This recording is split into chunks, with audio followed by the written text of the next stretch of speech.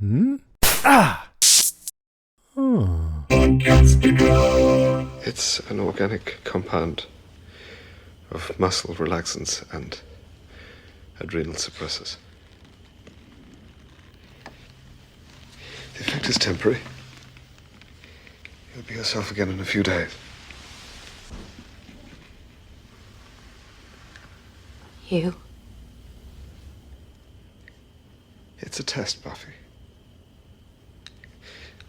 It's given to the Slayer once if she reaches her 18th birthday. The Slayer is disabled and then entrapped with a vampire foe whom she must defeat in order to pass the test. The vampire you were to face has escaped. His name is Zachary Kralik. As a mortal, he murdered, tortured more than a dozen women before he was committed to an asylum for the criminally insane. When You bastard. All this time you saw what it was doing to me. All this time and you didn't say a word. I wanted to. Liar. In matters of tradition and protocol, I must answer to the council. My role in this was very specific. I was to administer the injections and to direct you to the old boarding house on Prescott Lane. I can't hear this. Buffy, please. Who are you? How could you do this to me? I am deeply sorry, Buffy, and you have to understand. If you touch me, I'll kill you. You have to listen to me. Because I've told you this, the test is invalidated. You will be safe now, I promise you. Now, whatever I have to do to deal with Kralik and to win back your trust. You stuck a needle in me. You poisoned me.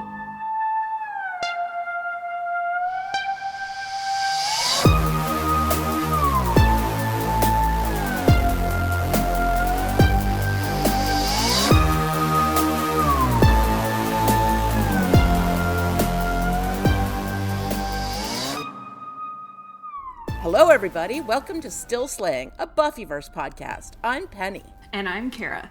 This episode, we're going to be discussing Season 3, Episode 12, Helpless, which was directed by James A. Contner and written by David Fury. The original air date for this one was January 19th of 1999, which also happens to be Buffy's birthday. And this episode had an audience of 4.6 million households for its original airing. It's also Dolly Parton's birthday, January 19th. That's fantastic. I wonder if that's why Buffy has that birthday. I hope so. Some alternative titles in other languages for this episode were Defenseless in French, Hopeless in Hungarian, The Final Exam in German, and Birthday of Terror in Italian. That's my favorite. Oh, that's so Italian. Birthday of Terror. That's fantastic. Very appropriate. It just makes me think of like monsters coming out of a birthday cake. Like, I know. Instead of strippers, you get monsters. A fun tidbit following up on the alternative Polish title for last week's episode, Gingerbread. Thanks to my Polish friend, Piotr. I think that's how you pronounce his name. I'm so sorry if I'm wrong. As our listeners may remember, last week's episode was titled Follow the Thread to the Ball in Poland. And Piotr let me know that Ponicze do Klejpka, that's probably not how that's pronounced, is a Polish idiom which means follow your leads until they take you to the source of the issue. And he and I went back and forth about this a little bit, trying to figure out like why that was the title. And I thought most likely it was a play on the part of the Hansel and Gretel fairy tale of the leaving the stones to follow or leaving the breadcrumbs. But it's weird because that was the one part of the Hansel and Gretel story that was not in the episode. Yep, but they did not directly reference. Like, all right, Poland, whatever works. We're going to hear more from Piotr at the end of the episode, so stay tuned for that. Yay. And another fun fact today, well, the day that we are recording this episode, which is March 11th, is Mark Metcalf's 78th birthday. So we want to wish him a very happy birthday. Metcalf has had a very long acting career and portrayed the infamous Doug Niedermeyer in 1979's National Lampoon's Animal House. And, of course, the master himself on Buffy. Fantastic. Also, I wanted to say this is our 25th episode of Still Slaying. So It's our first sort of milestone. And I couldn't be more thrilled that it's for this episode of the show. So let's go back to January 1999. The number one song in the US is still Have You Ever by Brandy, but it's time to keep an eye on Baby One More Time because that is starting to inch up the charts. And then the number one song in the UK is still Praise You by Fatboy Slim. At this point in time, the best-selling books were Anne Rice's The Vampire Armand and The Endurance by Caroline Alexander. And in the box office, we've still got number one, Patch Adams, and number two, Stepmom. And A Bug's Life and Ants have dropped down to number 6 and 7, respectively. During the week the episode aired, on January 19th, President Clinton gives the State of the Union address amidst the throes of the Lewinsky scandal and his ongoing impeachment trial, which he did not mention during the State of the Union address. Instead, he focused on the economy, the federal budget, taxes, the future of Social Security, education, and solving the so-called Y2K computer problem, drawing public concern as we inched closer to the year 2000. Oh, Y2K. Y2K. We were all so cutely worried about that.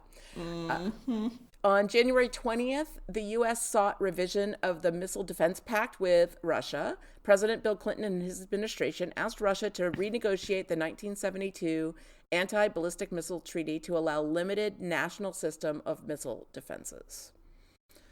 Also on the 20th, India foils a plot to bomb U.S. consulates in India. Indian police arrest a Bangladeshi man and 3 others charged with planning attacks in Madras and Calcutta. And on the 21st, in one of the largest drug busts in American history, the U.S. Coast Guard intercepted a ship carrying 4,300 kilograms of cocaine. Damn. That is so much cocaine. That's a lot of cocaine. Oh, wow. Man. What kind of boat was it? It must have been I don't know. Now I want to look it up more. like a small yacht.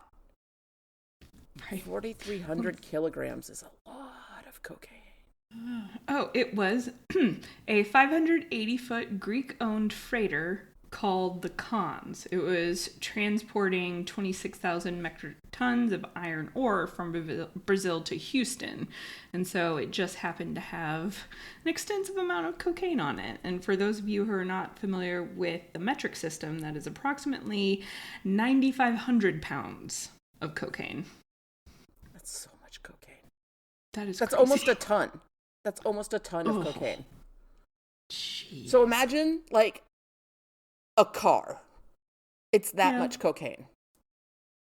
Man, that was expensive. That was a very expensive loss for some people. Yeah, it sure was. Hooey. That's wild.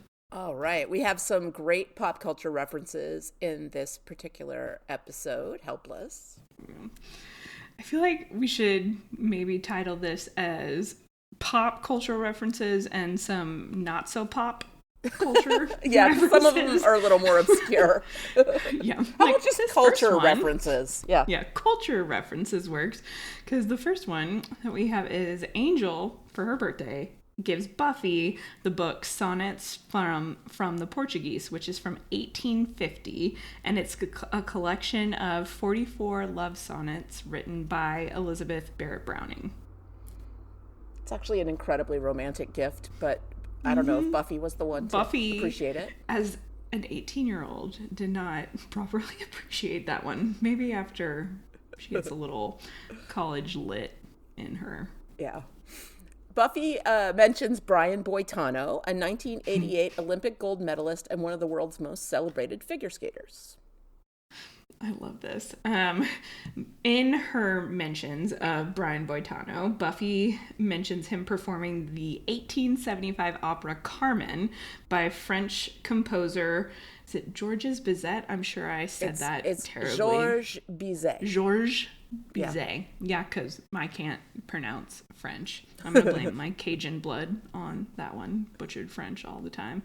And that is based on a novel. And fun fact, just from me, Brian Boitano also has a song devoted to him in South Park, Bigger, Longer, and Uncut.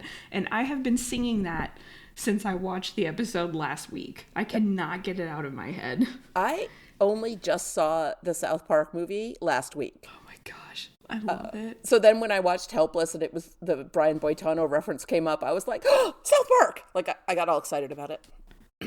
Aww. Continuing on with more about Brian Boitano and some fun facts and Buffy connections, he portrays an ice skating commentator in the 2004 movie Ice Princess, starring Michelle Trachtenberg as an ice skater. Trachtenberg is known in the Buffyverse for her portrayal of the somewhat controversial character Dawn. No spoilers, but that's two seasons from That's now. all we'll say. Yeah. In this episode, we also hear Oz and Xander debate about Superman's kryptonite, the term used to designate any surviving fragment of the exploded planet Krypton, Superman's home planet. There are 5 distinct varieties of kryptonite, which are green, red, gold, blue, and white. And the first 3 varieties are toxic to Superman. So green kills, red mutates, and gold drains his powers.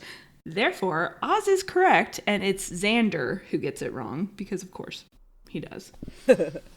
Kralik talks with Buffy with lines reminiscent of the story Little Red Riding Hood. That was not very subtle, actually, the Little Red Riding Hood references. No. Why did you come to the dark of the woods? To bring all these sweets to grandmother's house? If you stray from the path, you will lose your way. Additionally, Kralik hides in Buffy's hooded red jacket. So creepy. So creepy. Kralik is probably my favorite Buffy villain. He's so scary. Legitimately terrifying. And then finally, Willow mentions, I went to Snoopy on Ice when I was little. My dad took me backstage and I got scared. Or I got so scared I threw up on Woodstock. And Woodstock is, of course, the tiny yellow bird in Charles Schultz's Peanuts cartoon strip. I love that she threw up on Woodstock. That's such a Willow thing to do. Woodstock being yellow, like all the ugly clothes that they put on Willow in this episode. They were all many ugly hats. Oh gosh, it's awful. They just really wanted to make her look nerdy and unfashionable. But like, why is she wearing like a snowboarding hat to high school? Like, it just doesn't make any sense. But that was also kind of, I feel like that was in style somewhat back then. There was that like skater snowboarding culture that made its way a little bit into the mainstream. Well, I say mainstream, into kind of the quote unquote alternative kids in high school. Yeah, I guess. But it's still odd for Willow. Maybe it was Oz's hat and she borrowed it. That would make more sense to me. I've never seen Oz wear a hat. He has perfect hair. Okay. No, but he does sound like a stoner in this episode. It's so funny. We've sort of already gotten into talking about the episode, so we'll just continue without any fanfare and just dig into it. I've already said a million times that this is one of my favorite episodes. I think it's a creative one, and one of the things I really love about it is that it's got a lot of classic horror aesthetics to it. That house is really scary, the house that Kralik is in, and the way that they've bricked up the windows and everything's locked and dark. There's and all the walls look like they're molding and rotting, and like you kind of wonder if someone's gonna fall through a rotted floorboard at some point. It's got what did they say it was, like a vacant boarding house? Yeah. Back in the day. It seems like it probably would be haunted in addition to being a place to cage a vampire. It looks super haunted. It's so scary. When Buffy is going through the house and in the dark, and she tries to leave a wedge to keep the door open, and one of the vampires, I can't remember that one's name, closes the door, and then she's going from room to room, and when it ends up in that room with all the Polaroids of her mother and the one ceiling light with the long chain hanging in the middle, and it's not a very big room. That is one of the most terrifying images in like the entire Buffy series. And so unsettling. And she's alone, and she's wearing the overalls of sadness. I know. Of course. She had to. Nothing else would be acceptable. Exactly. But I'm getting ahead of myself. I think what makes Kralik so terrifying is that, of course, he is a vampire, but it's the human aspect of him that makes him even scarier. And it's just, I do not envy what Buffy would have had to face and what she ends up facing in that situation. Yeah. Yeah, Giles reveals that Kralik had been a serial killer when he was human, and he killed over a dozen women. And then he reveals further that he has issues with mothers, and his mother did something horrible to him when he was little with scissors. And as is typical for a lot of serial killers, especially TV Mommy serial issues. killers. TV serial killers always have an abusive mother. I don't know why it's just never made an me abusive think father. Of, Ed Kemper. Well, I think in particular that's what makes it kind of like a psychosexual act that they're carrying out against their mom. And John Douglas, his books, for those of you who are not giant crime nerds, true crime nerds, he was basically the founder of the behavioral analysis unit and was the first criminal profiler, which is what Criminal Minds is based off of. His book Mindhunter is what the series is based off of, and he does some really fascinating deep dives into the backgrounds of different serial killers and the number of them who have poor relationships with their mothers in particular, and absent fathers or also negative, father figures is astounding. It's interesting, the connection that there is. It makes sense to me that someone who becomes a serial killer had to have had trauma in their life starting from a very early age, because most of them don't have any sense of conscience, right? And you form that around 2 or 3 years old. So it means the abuse started as babies, and that they were so abused that their brain never formed the ability to empathize with other people. So this Kralik guy was a psycho killer who then got turned into a vampire. We don't get to hear the story. I kind of wanted to hear it. I'm like, what happened? Who turned him? Like, did a vampire get into the insane asylum? What happened? Yeah. Was there like an outbreak in the facility? Yeah. Like, or did some vampire like take it upon themselves and say like, I heard about this serial killer, I'm going to go turn him. Like, what happened? I guess we'll never know. That would be terrifying. Someone targeting serial killers to make them immortal. Yeah. Like, no, thank you. Let's not do that. That's like somebody trying to start a vampire cult, right? They're like, I want to be the leader of vampires, and I'm gonna turn a bunch of them, and then they're gonna be grateful to me. And maybe there's some connection between sire and vampire. It's never made clear whether or not there is. Yeah, it's always slightly hinted at, but I feel like they go back and forth on that a lot in the lore. Yeah. The Anne Rice books, another example of a vampire universe, there's definitely a connection between Sire and Cyree, and I can't remember what exactly the connection is, but it's like, if they call you, you have to go. I think True Blood has something similar too, like you have to obey your sire no matter what. And there are some vampire stories I've seen or read where if you kill the sire, it kills all of the vampires they sired. That's right. That's kind of that sounds familiar. It's like a cop out. The Passage had that. Like if you kill the main vampire, it kills like all their creations. Although else. I don't know if the Passage really counts as a vampire story. it could also be called a zombie story. It's just undead. I'm thinking of the Vampire Diaries. That's what. Oh yeah, there's a connection. There's a there. plot line. Yep. I was just like, that is itching something in the back of my brain. I've only seen that through, maybe 1.5 times. I came to it late because I was a little bit older when it first came out, but it wasn't bad. But yes, there's a plot line in that show that's related to that. Yeah. That show had also a couple of different spin-offs that I never really got into. By the time the spin-offs came along, I was really tired of Vampire Diaries. I was like, this show's getting real stupid. It's a very different type of vampire show. Yeah, it's not Buffy. It's not as deep and smart as Buffy and well-written. Anyway.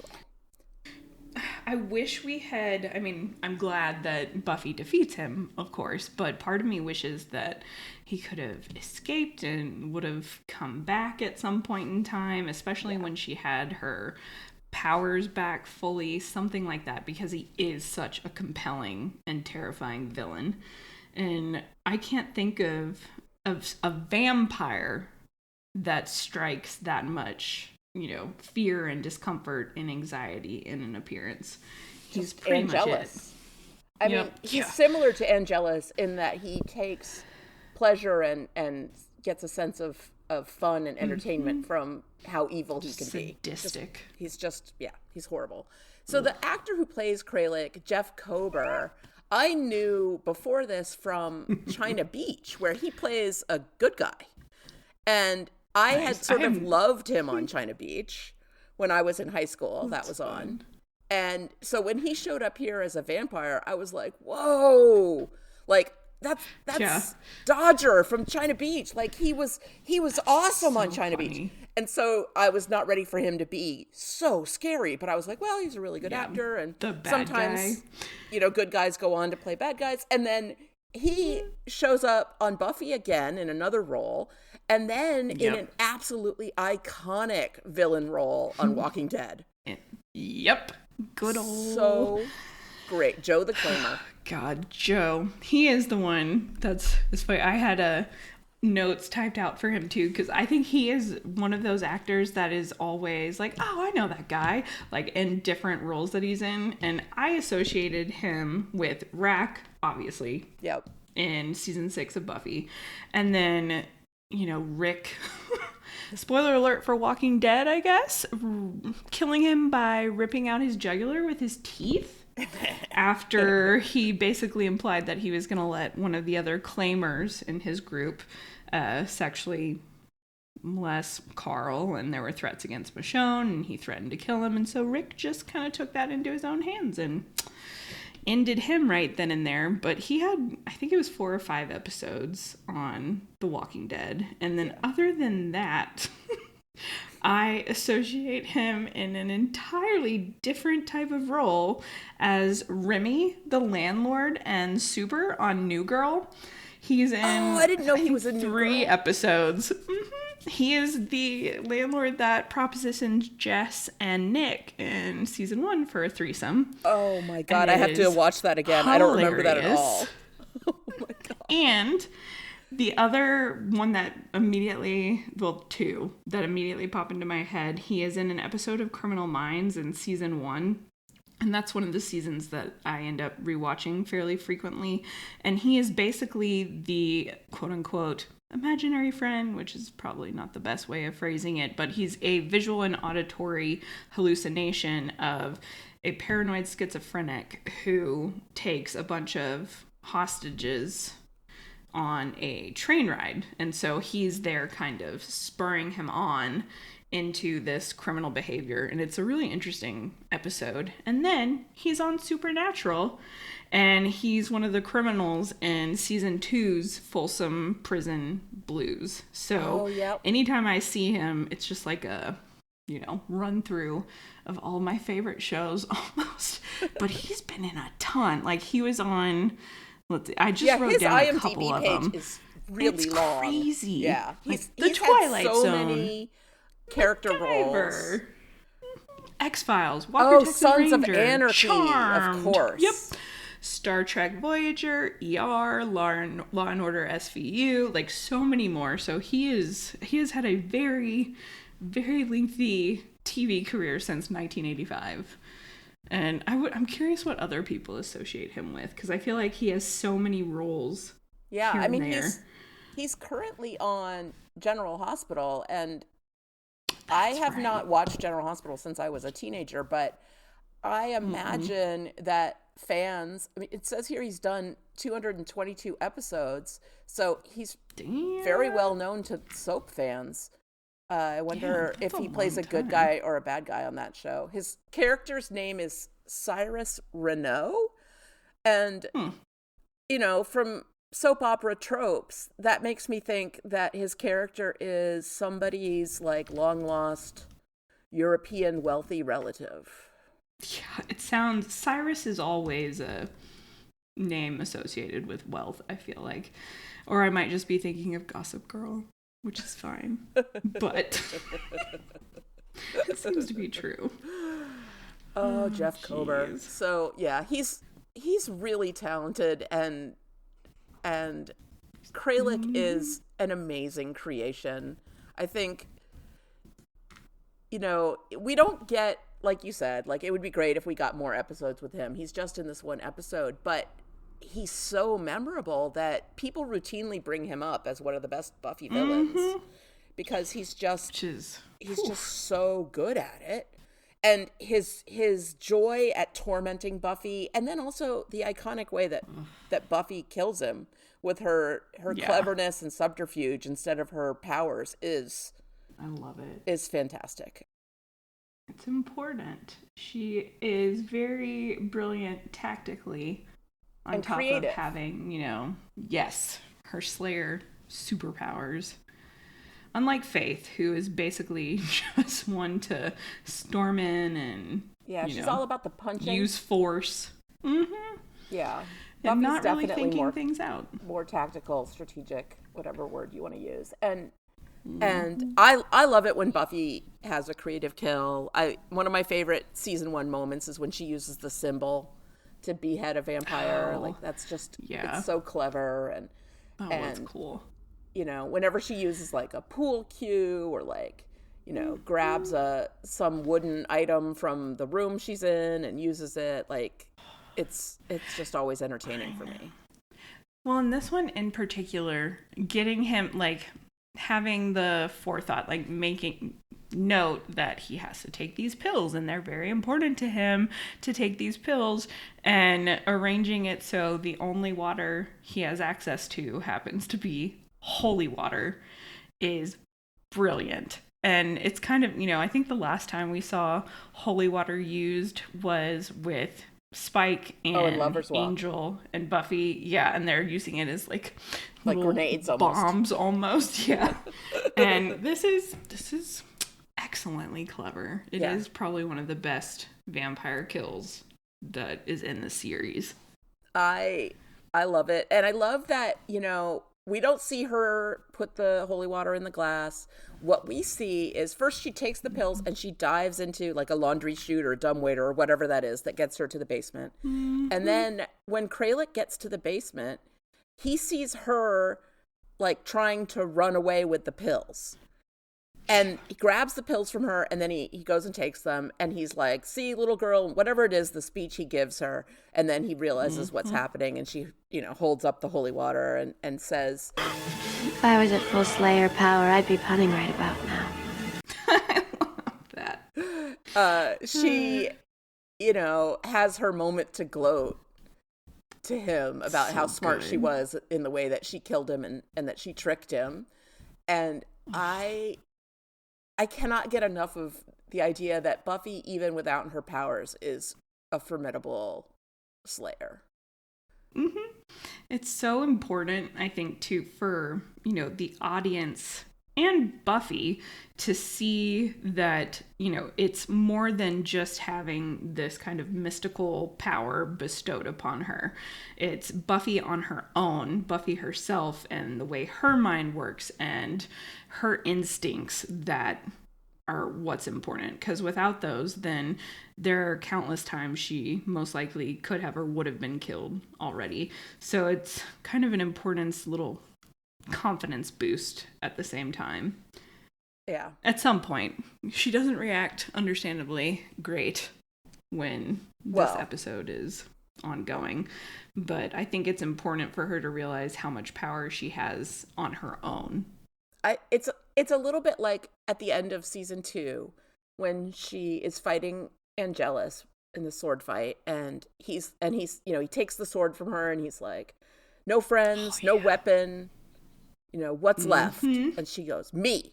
And then fights back, and it's like this amazing, moment of strength from her. And this is another amazing moment of strength from her where she, at no point does she hesitate to go after Kralik when she realizes he has her mother. Like, she springs into action immediately.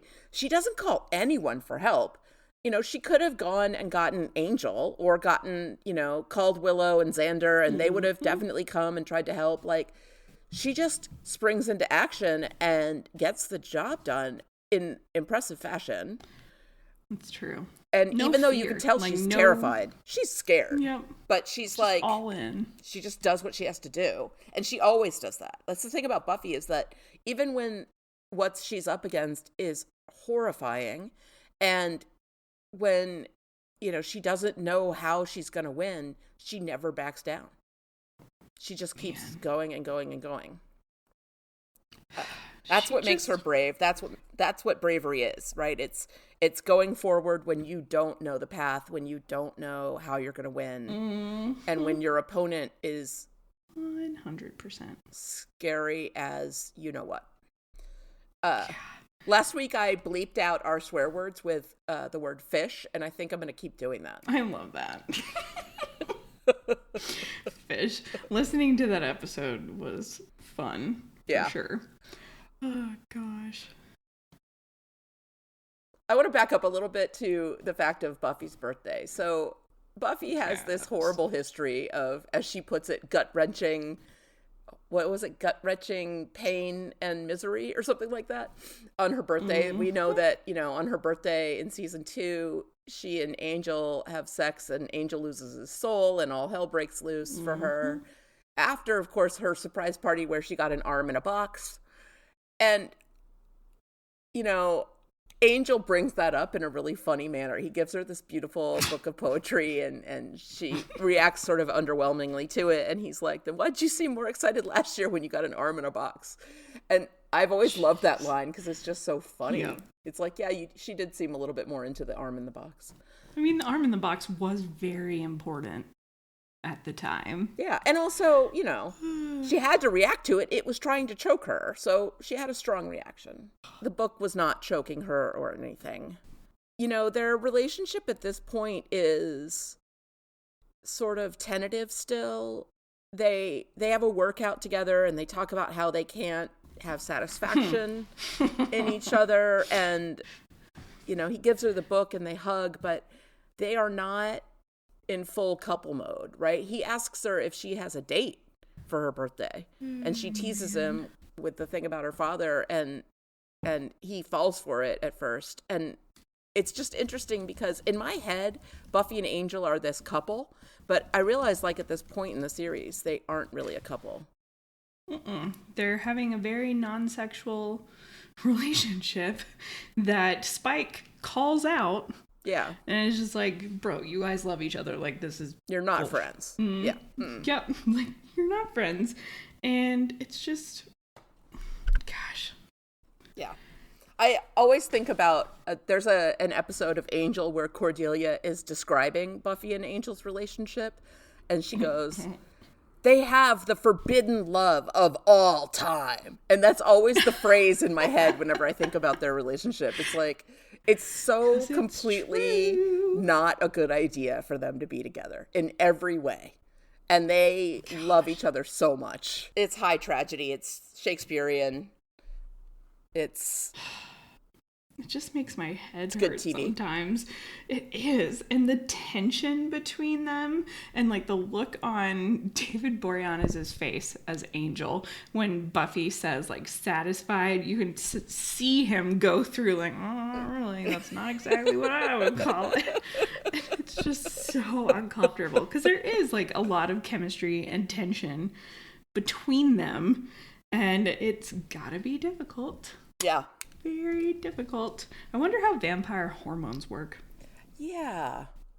I mean, You know? they don't have blood that pumps, but they must Apparently, they've got something. they've got something that makes them able to, I don't know if we want to get into this, but perform. Yeah, right? But there's got to be some sort of blood equivalent, or it's just magic. Or glands, or No. I don't But I do know. love Buffy's realization when she's like, oh, I didn't mean satisfied. And she's like, because we're not having satisfaction in the personal sense. She's like, nope, you can't do that. Yep. That would be back up, very no touching. irresponsible. Yeah.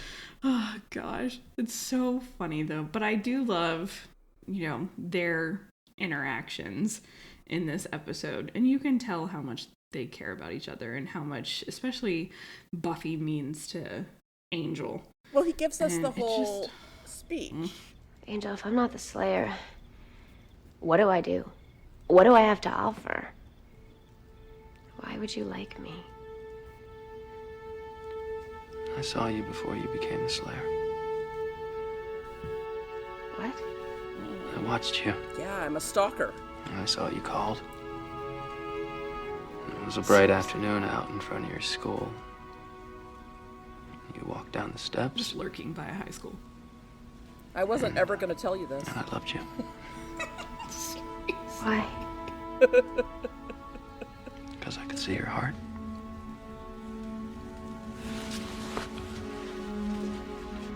You held it before you for everyone to see. And I worried that it would be bruised or torn. And more than anything in my life, I wanted to keep it safe. To warm it with my own.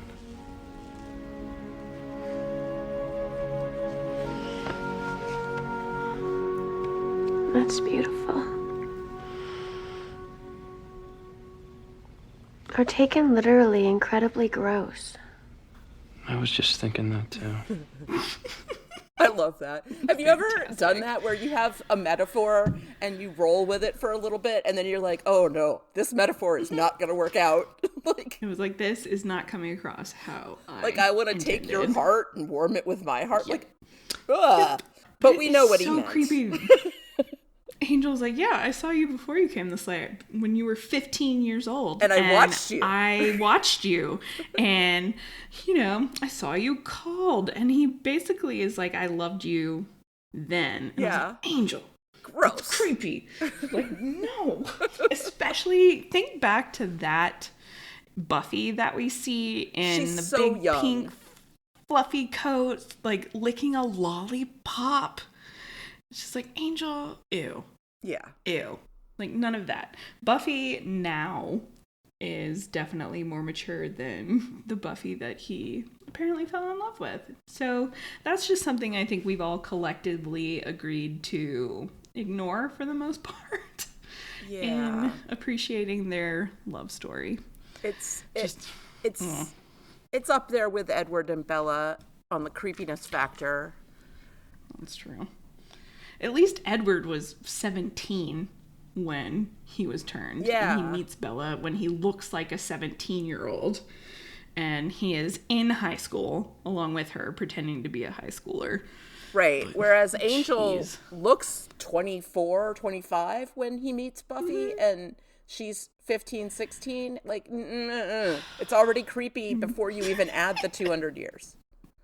It is. Like, gosh. oh, God. It's so funny. I don't know how that would... Well, I mean, there are still shows made where there are weird age gaps and stuff, and people don't seem to call them out all the time. It's a little less frequent than it was in the 90s, though. But good times. All That these line, vampire though- romances, like we were talking about Vampire Diaries, it's always some, like, several hundred-year-old vampire and a teenage girl. Like the vampires never fall in love with like a full adult woman. It's always a teenager. Like not even a 20-year-old, like a Yeah. 24-year-old. You can't do that. Why is it a teen? And I guess here I am don't at know. 51. I guess I'm completely out of luck and I'm never going to have a vampire lover. Damn. Too bad. And then I just think back to Kirsten Dunst's character in Oh, yeah. In Interview with a Vampire and some of those uncomfortable scenes with Brad Pitt. But, you know, that was a little different. She was supposed to be, what, 200 something?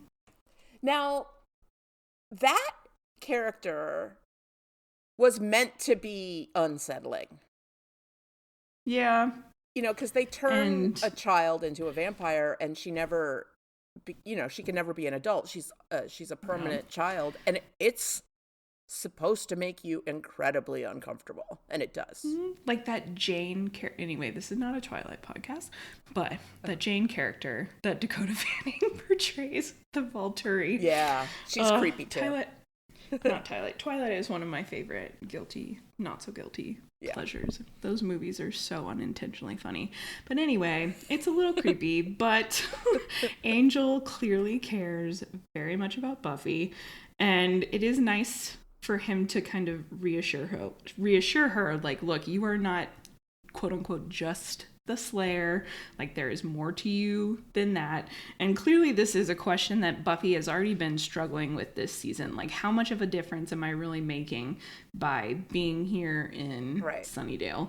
And this just is, kind of the culmination of all of those worries and concerns that we see in The Wish and in Gingerbread and throughout the season.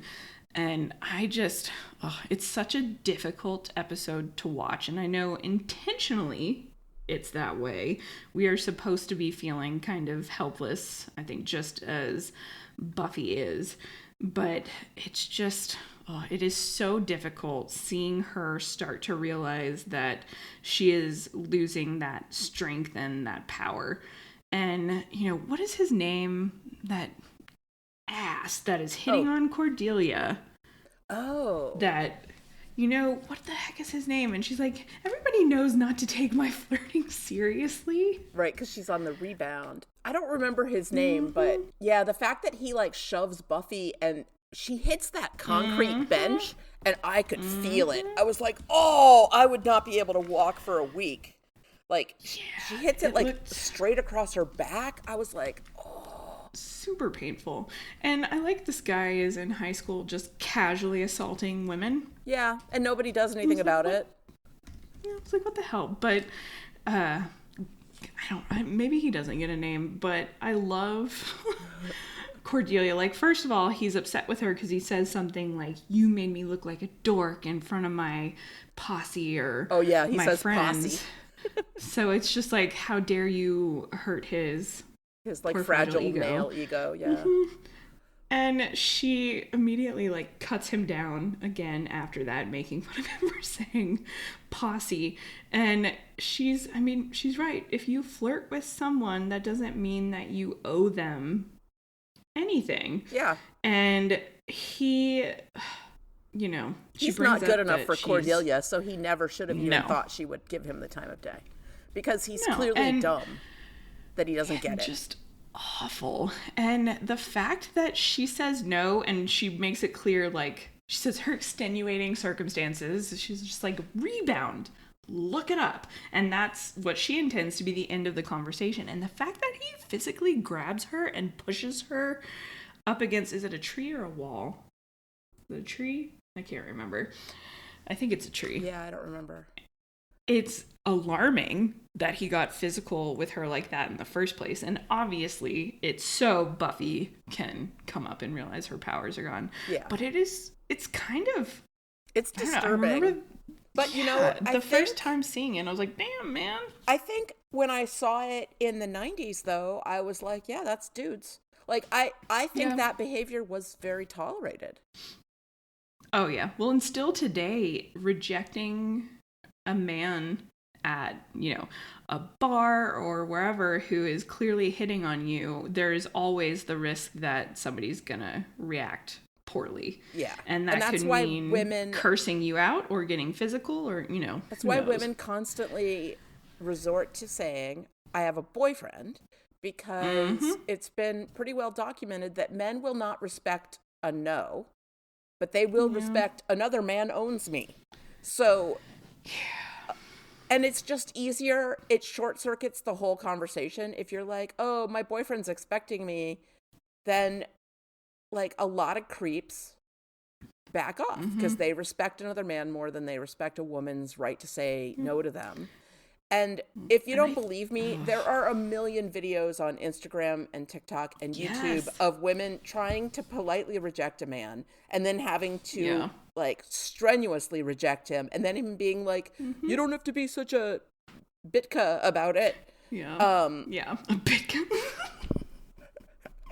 Love that. That's one of my favorite Xander lines. Oh gosh. But it's true, like in terms of the fear, there's that quote, I can't remember, it's been requoted so many times at this point, that men are afraid that women will laugh at them and women are afraid that men will kill them. And most women who have been on the dating scene, especially as a young adult and an adult, have multiple stories about rejecting a guy and them going from being very flattering and polite to rejecting it and them being like, F you, you're fat and ugly anyway, or something like that. My favorite is when a woman declines to have sex with a man and his response is whore. I'm always like, no, see, I didn't have like, that's true. Like, that's not what whore means. You're confused. Like, no, sir. But like, get a dictionary. Yeah. This might be a good time to at least reference a review we got after last week's I don't want to episode. spend too much time on it, but we did get a review that did not like our politics, and I am not going to apologize for our politics. No, and they did, the reason I'm bringing it up now is because they mentioned that, I guess we talked about the notion of the patriarchy and put a little too much credence in the idea of the fact that the patriarchy exists. And, that's understandable. That our podcast is certainly not for you. But it's ironic because in this episode, I was like, there's a lot of patriarchal BS that comes up here.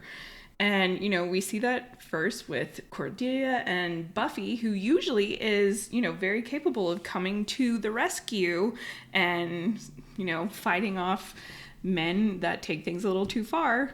Like in Go Fish, when and one of the swim team members, when those guys were bullying Michael the Warlock, and all she had to do was show her face, and they were like, "Never mind." They're scared of her.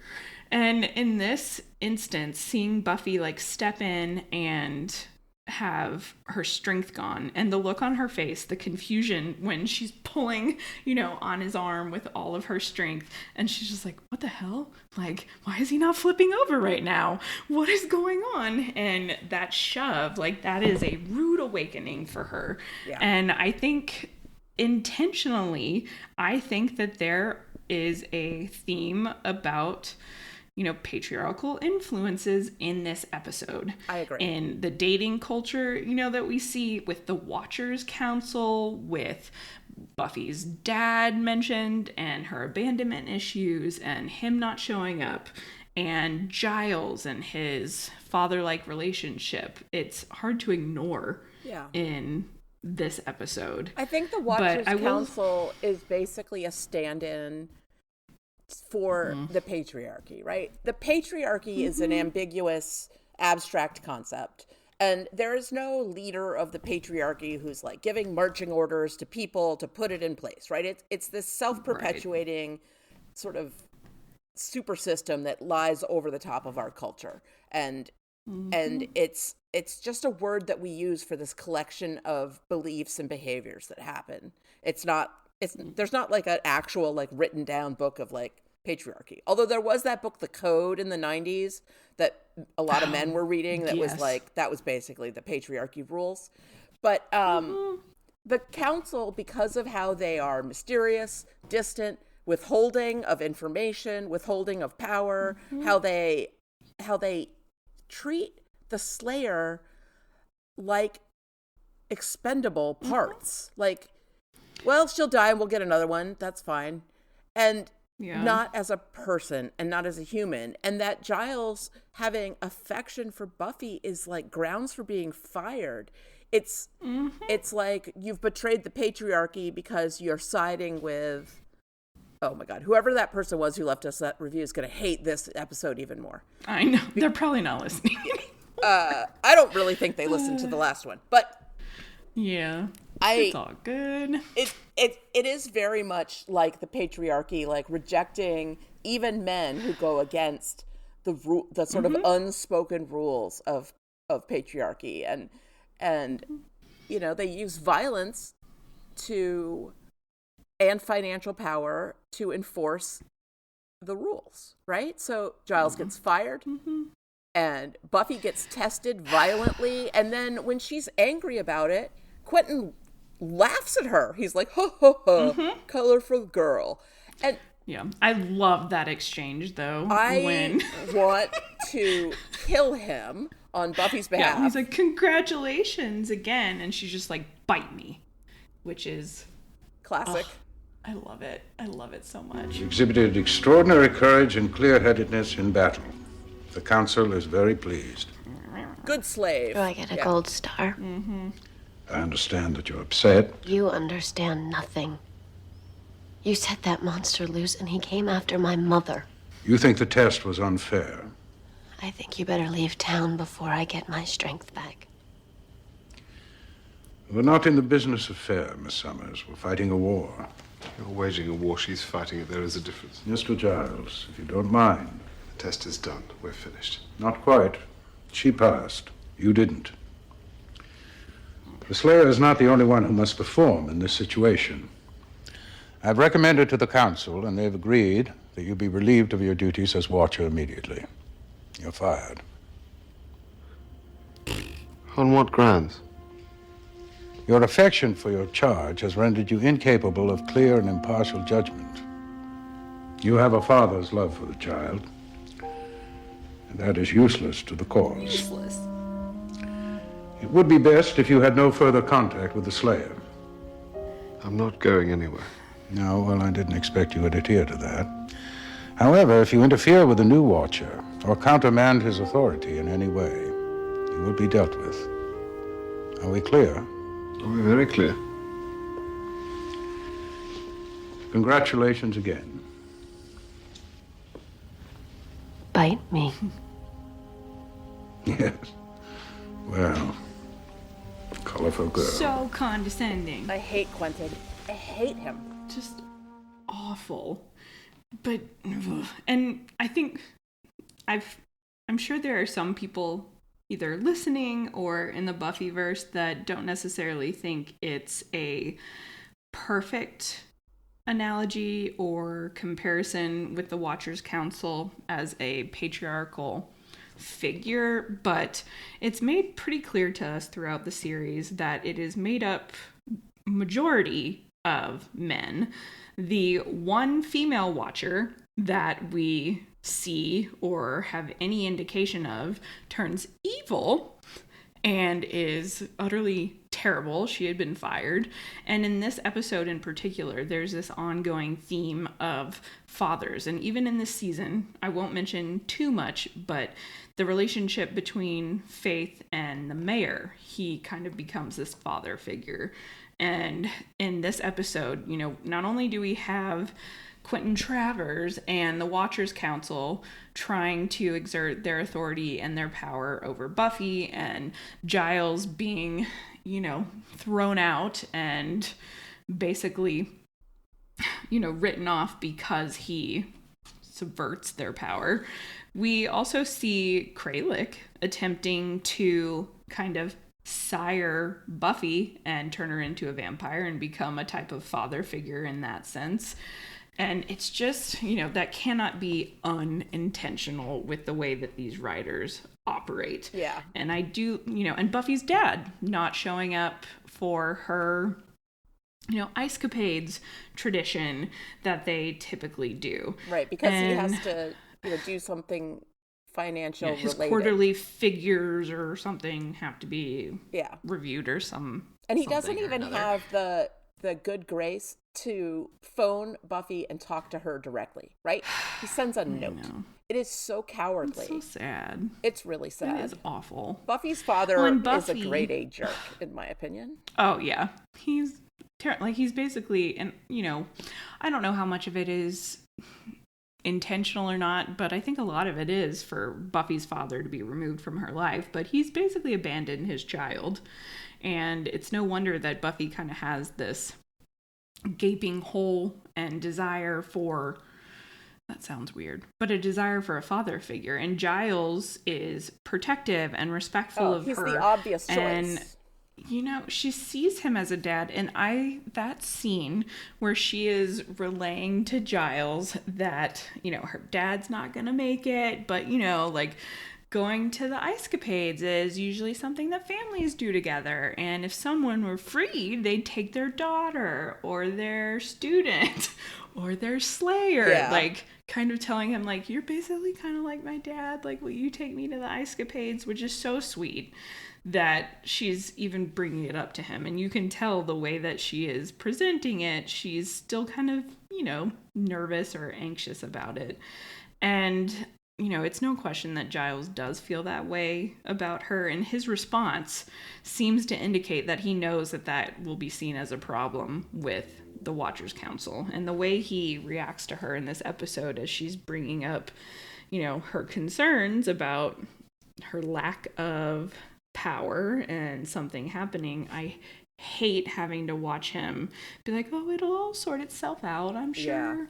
Yeah. We'll figure it out. I tried to remember what it was like the first time I watched this. And I didn't know Giles's role, and we didn't know that those were Watchers, right? At first, you just think Quentin and his two lackeys are just up to no good. The villains of the week. Yeah. Yeah.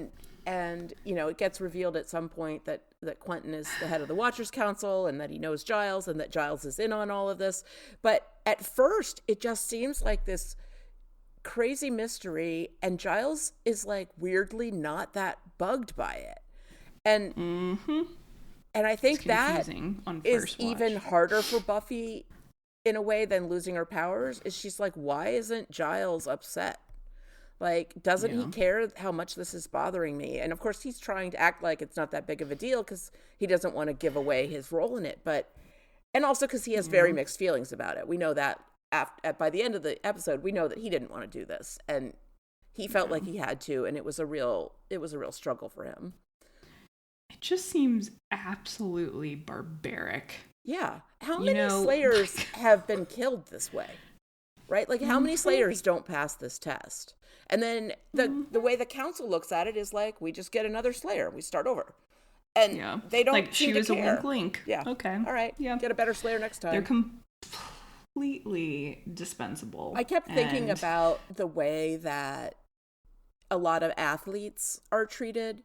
They get all this attention. They get trained. They get, presented to play in these top arenas. Think about Olympic gymnasts, right? These sometimes preteen girls whose bodies have been wrecked by what they're doing, and they bring back the gold. And then what happened, when Simone Biles took a step back and said, I can't perform, and the world got angry at her. It was we don't care if you think you're going to get hurt. We want to see you flip around in the sky. And that was insane. That's a modern, real example of how the patriarchy thought that Simone Biles' body belonged to them to dispose of how they want to. And I also think about how many musical artists have been taken advantage of by the patriarchy, right? By powerful and over-sexualized, poor Britney Spears, Christina Aguilera are just the first two that come to mind because of, my age. They were hugely popular at that time. And, I think even back to Annette on the Mickey Mouse Club and how I remember, reading articles about the fixation on her and the curve in her sweater once she developed and her name stretched out, like different things like that. Like, it is like always they would have been business meetings with a bunch of men in suits talking about Annette Funicello's breasts. And this was considered fine, and she was supposed to just like sit there and be fine with it and behave and be sweet and compliant. Yeah. And we are not that far removed from really outrageous behavior. I always tell people that, in where I am, 2 DAs before our current one who is in power, there was a district attorney who made the women in the office sit on his lap before he would give them their paycheck. That's and really blatantly illegal. But he probably got away with it for a long time. Oh, yeah. And still, even when I was in that office, I would hear stories from different people who were around back then, many of them men, who were like, haha, isn't it funny how awful things used to be or how different things are now? And I was just like, this is exhausting. Yeah. Come on. And I think Buffy, it's inevitable that there's going to be some discussion about the patriarchy and patriarchal figures and sexism when the whole focus of Buffy as a show, the whole premise was putting a blonde, attractive teenage girl in the position of power when she was usually the weak one who was killed off, to give her strength and kind of subvert society's expectations on what strength meant. And it's appropriate that this is happening when, the Spice Girls were around and there was this whole girl power movement. Yeah, the late 90s was really good for the girl power movement. I think it was overly white, but now that I look back on it as a white woman, I'm like, we kind of left out the intersectionality part back then. But definitely it was, for me as a white woman, it was a great time because I felt like it was the beginning of a future where women were going to be equals. And then, I fast forward to, Hillary Clinton's presidential campaign and all the just unmitigated hatred she got for the crime of being educated, smart, and ambitious. The number of people who complained about women's voices being shrill, or I was just reading the other day about how there's all these studies that show that women speak less than men. Men, on average, say like thousands more words a day, but there's this prevailing myth that women speak like twice as much as men, and that men are always having to listen to women. And it's just not true. Like, it's factually inaccurate. There's a similar related study about women and, the composition of a group, whether that be a classroom or a office or a profession, and if women make up 30% of whatever group, men will typically and statistically perceive women as outnumbering them. And I devoured that. I can't remember the specifics. I can find it and post a link in the show notes if people want to read it, but stuff like that. This is a current study. This was in the last 5 years. Yeah, this is not, back in the 50s. This is now. Yep. This is all happening now.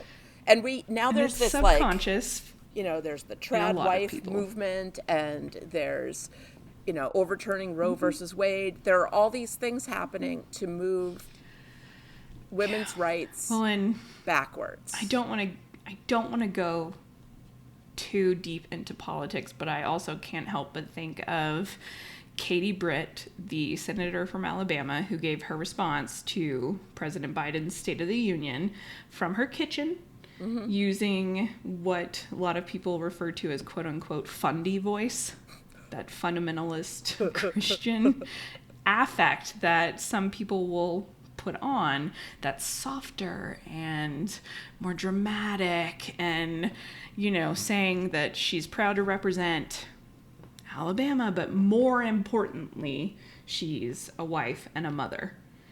And look, I get it. Like, if you, for most women that have children, I would assume that you value your children over your career. That if there was some sort of choice coming down to it, you would clearly choose your child. But the way that they presented that, yeah, I would hope that the same would be true of men, that they would choose their children or their family over their job. But the societal expectation is that, let's say that there is a need, a child has a need, and there's two working parents. Most people will expect the woman to give up her career and stay home with the child or the sick relative or whatever it is, and the man to keep working. Still today, you hear when men are with their children and mom's not around and mom is off doing something, men are referred to as quote unquote babysitting their own kids by some people. And I feel like if I were a father, I would find that incredibly insulting. Yeah, like, it's offensive. I am parenting my children.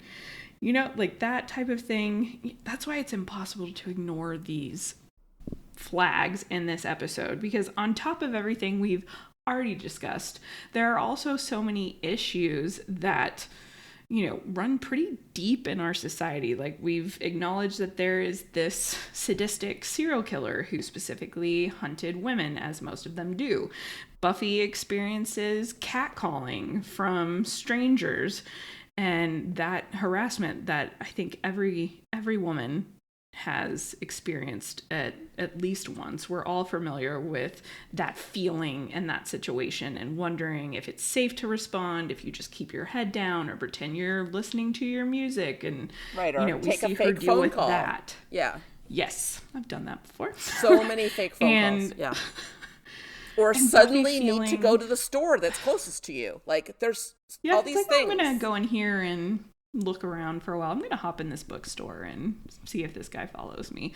Like, that is just a reality that a lot of women face. And I think it's, you know, most men that I know, and I feel like most men associated with or all, you know, I don't know anyone that doesn't recognize this in our Podcastica community, recognize and listen when women in their lives and women in our community are talking about our own experiences. But there are still people, I think, that, you know, I've heard, I don't know how many people say, well, catcalling is a compliment. Oh, I know. It's like, no, it isn't. It's nice. It's like, no, it's not. It's threatening and scary.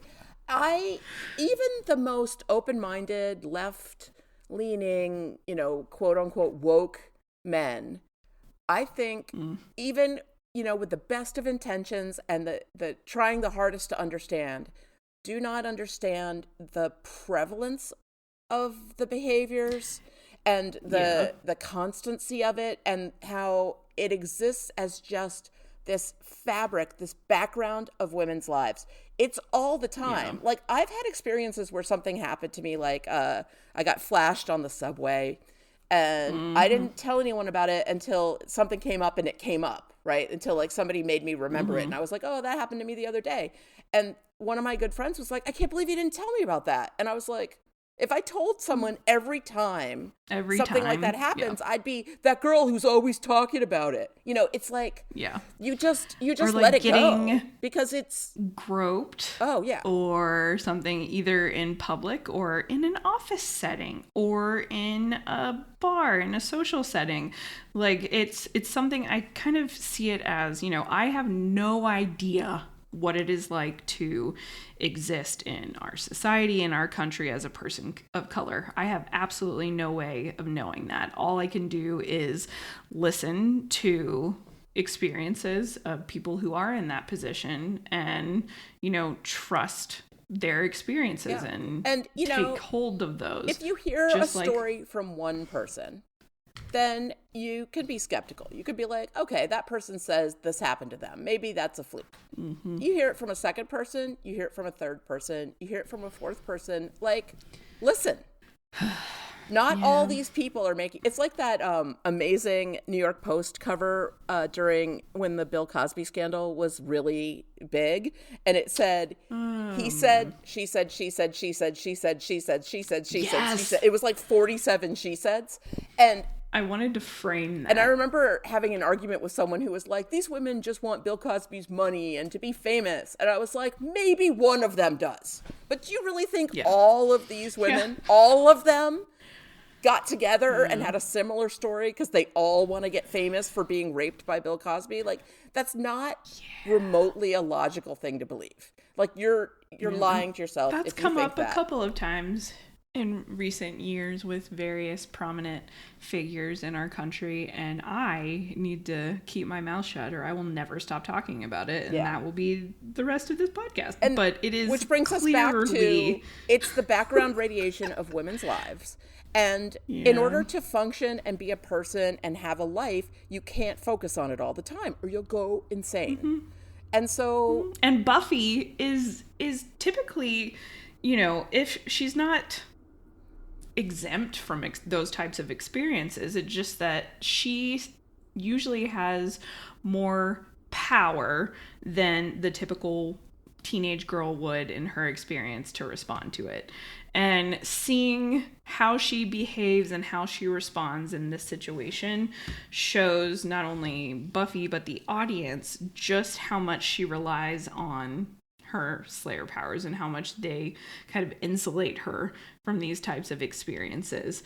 And like the cat calling when she just kind of keeps her head down and you see runs, her and start she's to wearing react. her hood, her little red hood, which clearly is, symbolic and calling back to Little Red Riding Hood.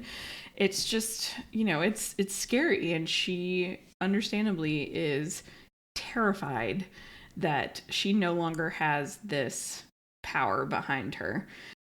One other thing that I did want to talk about before I forget is Cordelia in this episode, because I absolutely love that scene. That's a pretty simple scene when, Buffy comes to the realization that Giles has drugged her and she's upset. She's in the library and, kind of Cordelia walks in at the worst possible time. Yeah.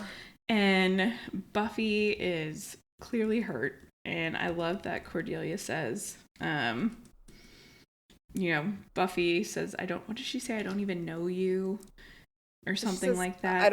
I think she just says, I don't know you. I don't know you. And Cordelia's just like, did something take her memory? It's Giles. And she's like, he hangs out here a lot. And you can see, Cordelia reads the room and Buffy just kind of very quietly asks Cordelia to drive her home. And Cordelia, without question, is immediate, like, sure, of course. Yeah. Like, I will do what you need. And the way that they start to develop her character in this series and throughout this season is so well done. Yeah. Because you see the subtle changes, the empathy and the true Cordelia coming through, and I really, really enjoy that part. The strength of Cordelia, and even though she doesn't like Buffy, she's an ally. Mm-hmm. They're not friends, but they are. No. They do understand each other to a certain amount, and I think there's a lot of respect on Cordelia's part for Buffy. Mm-hmm. It's very nice. I will say, there is one exchange in this episode with Buffy and Giles that always makes my blood boil a little bit. And I get that it's supposed to add to, I guess, the frustration in the episode. But it's when, she's trying to convince Giles after she's been tossed by the guy that was hitting on Cordelia. And she's just like, I have no strength. I have no coordination. I throw knives. And he interrupts her and says, a girl. Yeah. And Buffy says, I'm not the Slayer. And I was like, I can throw knives, Giles. I'm a girl. That part just rubs me the wrong way. But I think it also plays into this intentional theme throughout of patriarchy and kind of the diminishing of young women and, not prioritizing their thoughts, their feelings, their safety, when the Slayers are the one who are essentially responsible for saving the world, and the Watchers Council has absolutely zero empathy or respect for that, really. The way that they withhold information from the Slayer is infuriating to me.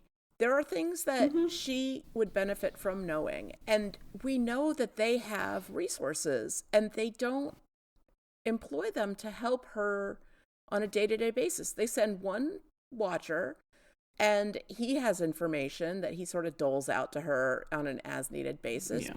But that's the first example, I think. It was when Gwendolyn Post, like this rogue Watcher, which is almost as dangerous as a rogue Slayer, has gone evil, and Giles makes the joke, like the quip, oh, they swore they sent a memo. Yeah. But like... And she's like, great, guys. Yeah. That would be really important for us to keep in mind. Yeah. But also just the system, the way their lives are set up, that Gwendolyn Post knew that she could just waltz in there with her confidence and just, insert herself into their lives, and it worked. It's horrifying.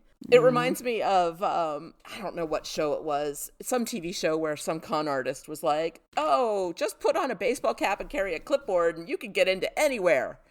And I was like, it's kind of true. It's true. Like, act like you're supposed to be there.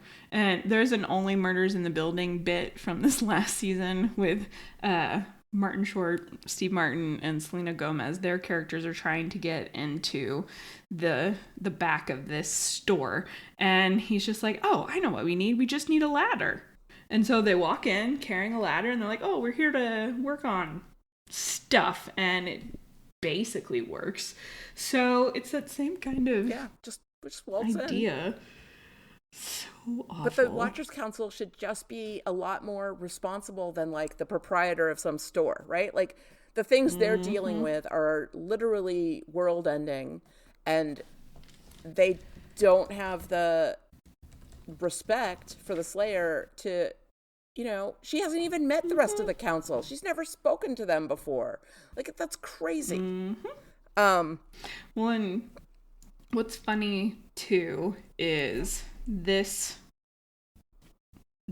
ritual that Giles is talking to. He refers to it as an archaic exercise in cruelty, which could not be more appropriate. Yeah, that's on the head. The title, right? Like, and the title that it's given in the episode is the Cruciamentum, which in Latin literally means like torture, torment, pain. Oh, God. And, it's not, challenge or something like that. And it straight up acknowledges from the writers, obviously, and the Watchers Council, like, this is not just some exercise. This is not just some challenge. They know exactly how cruel this is to do to the fact that her mother got kidnapped and wrapped up in it, and that Quentin doesn't even apologize for that. He doesn't blink. He's just like, oh. Yeah, and sometimes that happens. Mothers get killed. It's okay. He is, in my opinion, scum. Yeah, he's really awful. That actor too is another one of those. It's like, hey, I know that guy. Yeah, he's been in a lot of things. So many little things. I'm sure he's much more a nice enjoyable person. in some of his other movies. Yeah, he does a good job at being this stuffy British villain. Asshat. Yeah. I'm gonna go ahead and call him a villain. We learn a lot more about the Watchers Council in future seasons, and there's not really anything that ever makes me like them. Well, and it's scary too to think, I remember watching it the first time when Giles has Buffy focus in on the flaw in the center of that crystal, and realizing that it was intentional, and he injects her with something, we don't know what at that point. I remember being absolutely horrified. Yeah. And just so upset. I was like, what is happening? Like, this can't be good.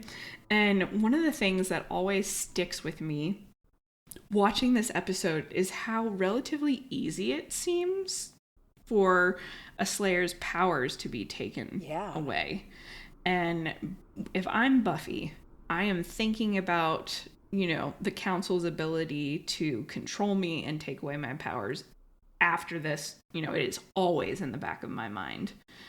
And it's unsettling thinking about, if somebody sneaks up on her, somebody in the Watchers Council wants to get rid of her if she's not doing what they say or what, they advise. It's not that difficult for them to kind of rip away part of her identity at this point. And it gives a whole new perspective, at least in my opinion, on the series and the stakes if you're Buffy and watching her go through this. It's interesting that, Giles basically betrays her, for lack of a better word, in this episode. And it has this effect of squaring them for her keeping Angel's return a secret from him. He got so angry at her when she did that and said, you don't respect me or the role I play. And here he is playing his role, and that's the problem. And you can see on her face, first she's so angry at Giles and can't forgive him. And then at the end, when Quentin says you have a father's love for the child, and then you watch a change go over Buffy where she does forgive him because of that love. And you can tell that in that moment, Giles also has forgiven her, that they have reached a new understanding of how important they are to each other. And that's the one good thing that comes out of this episode. That's true. They both finally kind of fully acknowledge the care in their relationship. And it's nice. That is the one nice thing that we get to see. Also, I love, me, I love Joyce. And I love how proud she is of Buffy. Right? Like, this is a mother who's always wanted to have reasons to be proud of her daughter, right? Like, she's always wanted Buffy to do well in school and be a happy kid and all this stuff. And then, unlike Willow's mom. Yeah, who doesn't seem to care what Willow does as long as it doesn't bother her. And Joyce, she's trying so hard to be on board with the Slayer thing. And, and Gingerbread, she tried to go with Buffy and see her in action, and that had mixed results. That was so cute. And at the beginning, in this episode, Buffy gets to save Joyce. Joyce gets to see just how clever Buffy is and how good she is at what she does. And at the end, when, Buffy's hanging out with her friends and Willow's in another horrible hat, Joyce is just so cute about it. She's like, oh, she was so clever. Like, she's so excited to brag about Buffy. She's bragging. It's so on adorable. Her. It makes me love Joyce. Precious. Like a whole new level of loving Joyce, because she's embraced great it. Mom. Yeah. She loves Buffy. She had, a little bit of a bumpy time adjusting to it, kind of going through the 5 stages of grief, and we talked about that in the parallels to coming out experiences and a parent, reconciling that. And Joyce clearly prioritizes her daughter. Joyce is clearly proud of Buffy, especially we see when she gets her amazing SAT results. Joyce is thrilled for her and happy at the prospect of her possibly being able to have something resembling a normal life.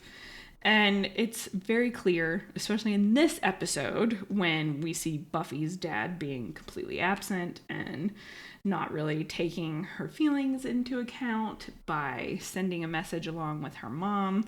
But Joyce is all in for Buffy, and that's very clear. And Buffy clearly, her reaction when Kralik sends a picture that he has her mom, which also, I don't understand how he appears in the picture, because it seems pretty clear in this universe that vampires do not appear in mirrors and photos. Oh, I think they appear in at photos. All. Is it? Because I'm trying to remember. I could be getting it mixed up with another vampire show, which is entirely possible. In photos. Okay. But importantly, most of those photos were just of Joyce, and of Joyce Yeah. Well, the first photo was of Kralik and Joyce, right? That was the one left at their house. But then when she goes into the room with all the Polaroids, it's so funny. Polaroid film, you know, it was discontinued. Polaroid went out of business, and then it was reinvested in, and now you can get Polaroid film again. But it's really expensive. That makes sense. It's like $3 a shot. So every time I look at that room, I'm like, oh my God, that's hundreds and hundreds of dollars in Polaroid so film. funny. It's so I probably am expensive. getting that mixed up with vampire lore in another vampire universe, yeah. fictional universe. Yeah. But it's so scary for, you know, her mom to be taken by this. Joyce handled it really well, though. psychopath. I have to say, that whole time that she was with Kralik, she wasn't crying, she wasn't hyperventilating. Like, I don't think I could have remained as calm in the face of someone saying they were going to turn my daughter and then set her on me to eat me. Yeah. And I would have freaked out. I mean, I just think it makes it extra clear in this episode that Buffy does not only get her strength and her power from being a slayer. Like, Joyce is a strong woman, a strong figure in Buffy's life. And, you know, the few times we see her up against anything supernatural, she really does handle it surprisingly well. Like, even though the Dead Man's Party episode is a more humorous one, she pretty much rolls with the punches and goes with the flow in that episode. She, you know, and she deals with Spike as a vampire and relatively well with Angel. So, you know, Joyce is definitely a good, strong female role model for Buffy. I love Joyce. Oh, gosh. But yeah. If there's anything that's going to motivate Buffy to come and, you know, deal with Kralik, it's taking her mom or one of her friends, but especially her mother, who, you know, in Buffy's eyes is probably purely like the most innocent person. And there's got to be guilt that she feels in getting her mom wrapped up into anything like this. Yeah. So, well played. And of course, he has mommy issues, so he had to take Buffy's mom. So, yeah. There's that. Mother. May I call you mother? My own mother was a person with no self-respect of her own. So, she tried to take mine. 10 years old, she had the scissors. You wouldn't believe what she did with those. I love the Polaroid sound. But she's dead to me now. Mostly because I killed and ate her, but also because I know I won't be alone much longer. I'll have your daughter. I won't kill her, I'll just make her like me. Different. She'll go to sleep. And when she wakes up, your face will be the first thing she eats. I have a problem with mothers. I'm aware of that. It's an excellently delivered it's so speech. Creepy. He is such a good villain. He's really fantastic. Jeff Kober, salute you. You're so good at being just evil and enjoying your such evil. good range. Yeah, he's amazing. Too. But he, like, that speech and the way that, you know, he deals with Buffy as soon as she is in the house with him, it is so, like, I get such slasher film vibes. When she holds the cross up to him and then he puts it on himself and is like, oh yeah, a little lower, and getting like a sexual thrill out of being burned by the cross. That is one of the scariest moments I've ever seen. It's terrifying. And she is so disgusted. And jealous be deterred before by a cross. We've seen plenty of scary vampires, you know, show that it has somewhat of an effect on them, and he is just crazy. He's enjoying it. So he's both a sadist and a masochist. Oh yeah. Of a scene in a horror film where maybe the final girl has stabbed the killer or something, and they just like pull the knife in further or something, or it doesn't seem to, deter There's them. an amazing scene in Lord of the Rings, in one of the Lord of the Rings movies. I think the first one, where an orc gets speared, and then he pulls himself forward on the spear to get to Aragorn, maybe? Or Boromir? One of them. I can see that in my head. It is so It might be disgusting. Boromir. I think it's the Boromir scene at the end of season 1. I mean, of the first movie of Fellowship of the Ring. And that sounds right. it is so terrifying because you're like, it's unsettling. This person's hatred, or this orc's hatred, is stronger than their, urge for self-preservation, their pain response. Like, they want to kill me so much, they don't care how much it hurts them. And with Kralik, it's even worse because he's like, yeah, give it to me. Like, he's into it. Yeah. And you can see how It's Buffy so is creepy. both terrified by this and disgusted by it. It's like, ugh. Yeah, the repulsiveness of his behavior reads all over her face. Her reaction to it, she's like, oh, geez, dude. Well, and there are so many parts of this that feel like, a horror movie, like Buffy walking down the streets alone at night, and you hear him creepily humming. Oh God, yeah, that's at so first creepy. before you see him. It's like, you can think of a couple different whistles in horror movies that are exceptionally creepy. And, she's at one point she's screaming and running down the middle of the street trying to get cars to help her, which is, classic horror movie scene. And then there's the whole abandoned house and having to be chased and fight throughout this house. And it's just so well done. And I know at least part of it in my brain is my association of Sarah Michelle Gellar with Scream and... I Know What You Did Last Summer. I Know What You Did Last Summer. Yeah. Yeah, which came out around the same time. So I know there's at least part of that. But Buffy is an excellent final girl. Like, that comparison, I would imagine, had to be intentional because of his, the human components of him make him so much more terrifying than just a vampire unleashed on her. She's dealt with that plenty of times, but this one is different. He's monstrous as a human, and he just happens to be an actual monster at this point. But it's so well done. So well done. It is so good. Poor Buffy. So that her birthday, obviously, is a little rough. And she, at the beginning, Xander says something like, we're still talking party, right? I mean, what does he say? Some of us still love to relish celebrating in the birth of the buff. Yeah. And she's just like, no. Like, oh no, I think it might be time to put a moratorium on parties in my honor. They tend to go badly. Monsters crash. People die. Yeah. Which is true. And then, of course, this episode is no different. Yeah, her birthday is her horrific. birthday is horrible.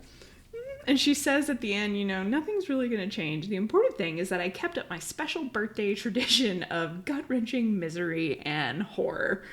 And she's right. Like, she's... it's terrible every year on her birthday that she can't look forward to it. Like, poor Buffy. The other thing that I had noted were just a couple of quotes that I really enjoyed. One, of course, Oz, like, I don't know if I've ever gotten more of a stoner vibe from him than when he said, ice is cool. It's water, but it's not. Yeah, that was definitely a like, stoner all right, thing man. to say. She's like, how high are you? And the quote that Buffy says, or what if I just become pathetic, hanging out at the old Slayer's home, talking people's ears off about my glory days, showing them Mr. Pointy, the steak I had bronzed, which I love. I love that that's where her brain goes to. I also like But that as a this reference episode to is Kendra just, because Mr. Pointy Yes. was Kendra's steak that she gave Buffy. I know. It's nice that Buffy still has it. Oh, poor Kendra. We hardly knew ye. And then I have spoilery notes, of course. Save those. But I did enjoy the end of the episode. This is one of my favorite end scenes when Buffy is, still getting her power back and her strength back, and she can't quite open the jar of peanut butter. And Xander's like, give you a hand with that, little lady. And then she hands it over to him, and He can't. He can't open it. He cannot open it. And he turns to Willow and he's like, will you give me a hand with that? I love that because I would have been pissed if Xander was able to open that jar of peanut butter. Yeah. This is much funnier. Yeah, this is a much better, Much more on much point. better result. I wonder if that was the original written thing, or if in the moment they were like, you know what, Xander shouldn't be able to open it. The only other thing that I had written down was, the issues of Buffy and her father figures throughout the series, and how even back in season 1, which we didn't cover on here, but in the episode Nightmares, it's made very apparent that Buffy worries about, her dad not really caring about her, and worries about her parents' divorce being her own fault. So this is, one of those themes that really is carried on throughout the series. And poor Buffy. Yeah.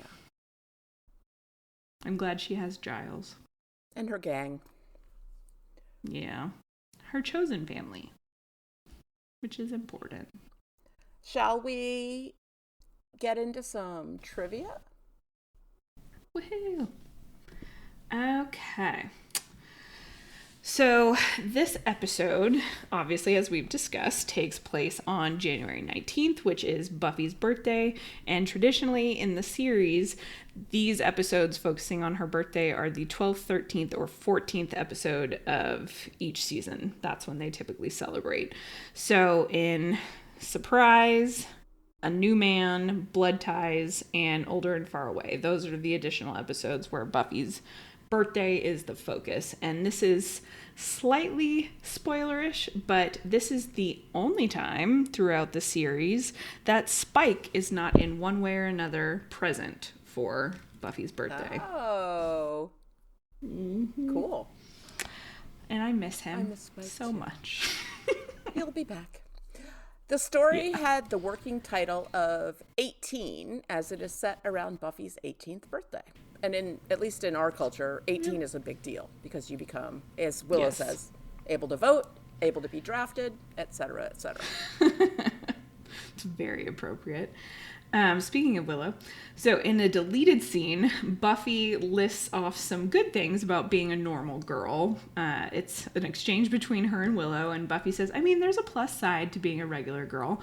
The whole not bleeding, killing, and dying experience. And Willow says, as for example.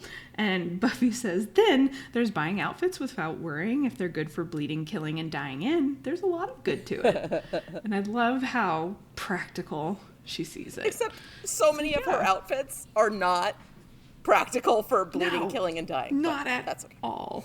Like some of those tops that she wears, which I would never be able to wear, that are just like held together with string. Yeah. Like little It's just ribbons like, and I don't know. satin and Yeah. embroidery. It's like, how are you and, fighting in that? Yeah. Good luck. You're going How do to you not have snag a that boob the pop second out? that you pull your steak out of your pocket. It's just going to rip that embroidery right off. All right.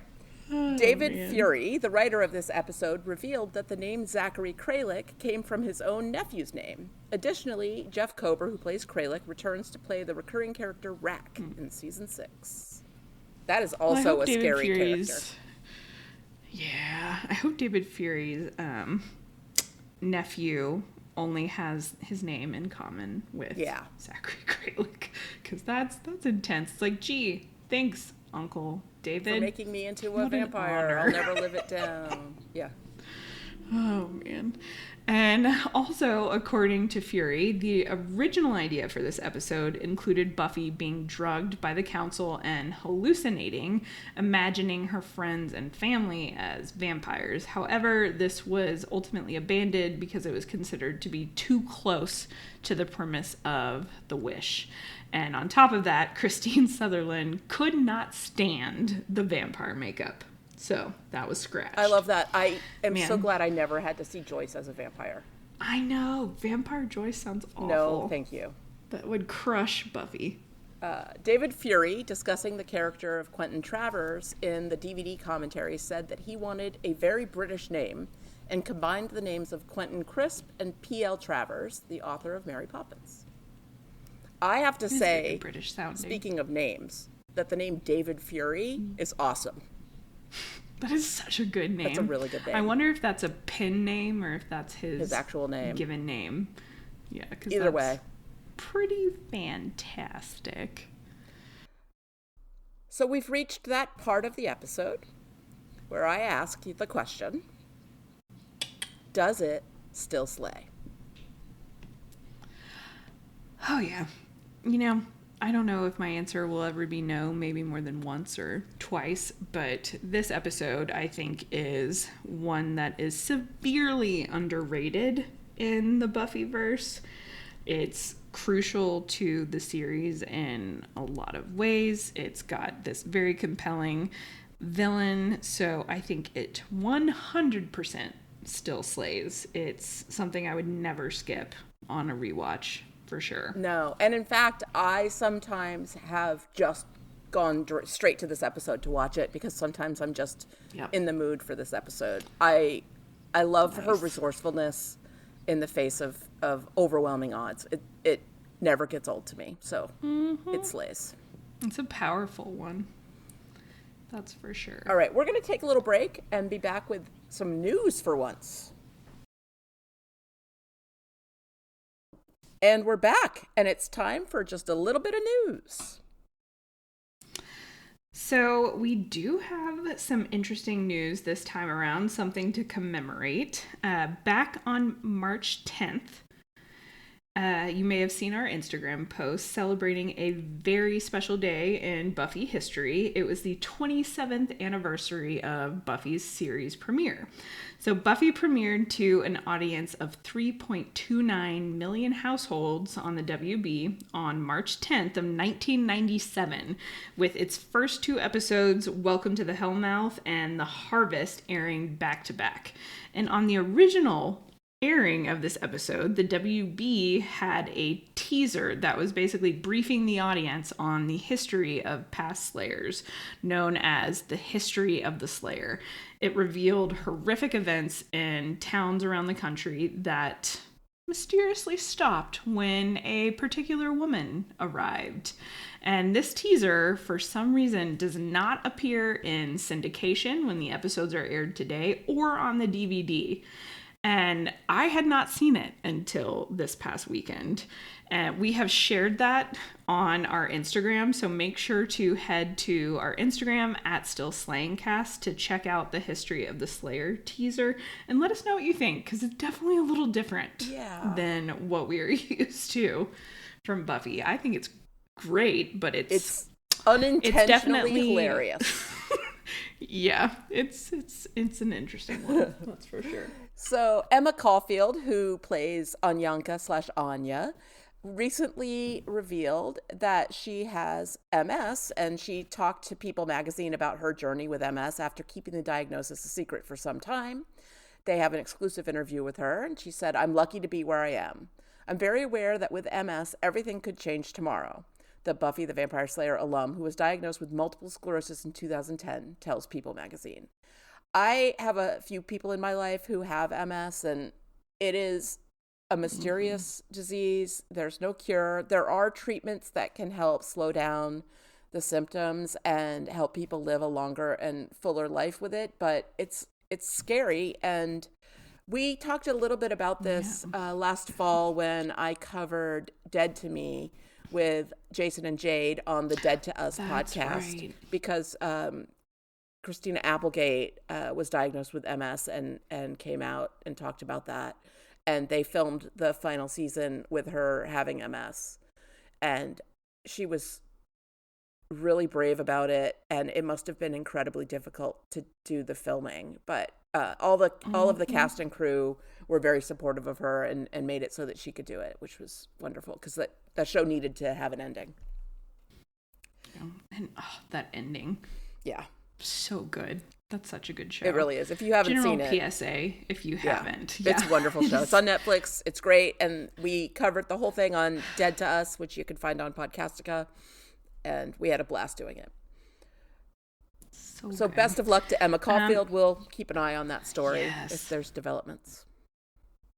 100%. And I think it's so important that, people who are prominent and still, young, like Emma Caulfield and Christina Applegate, bring more attention to MS. I feel like it's still not talked about enough.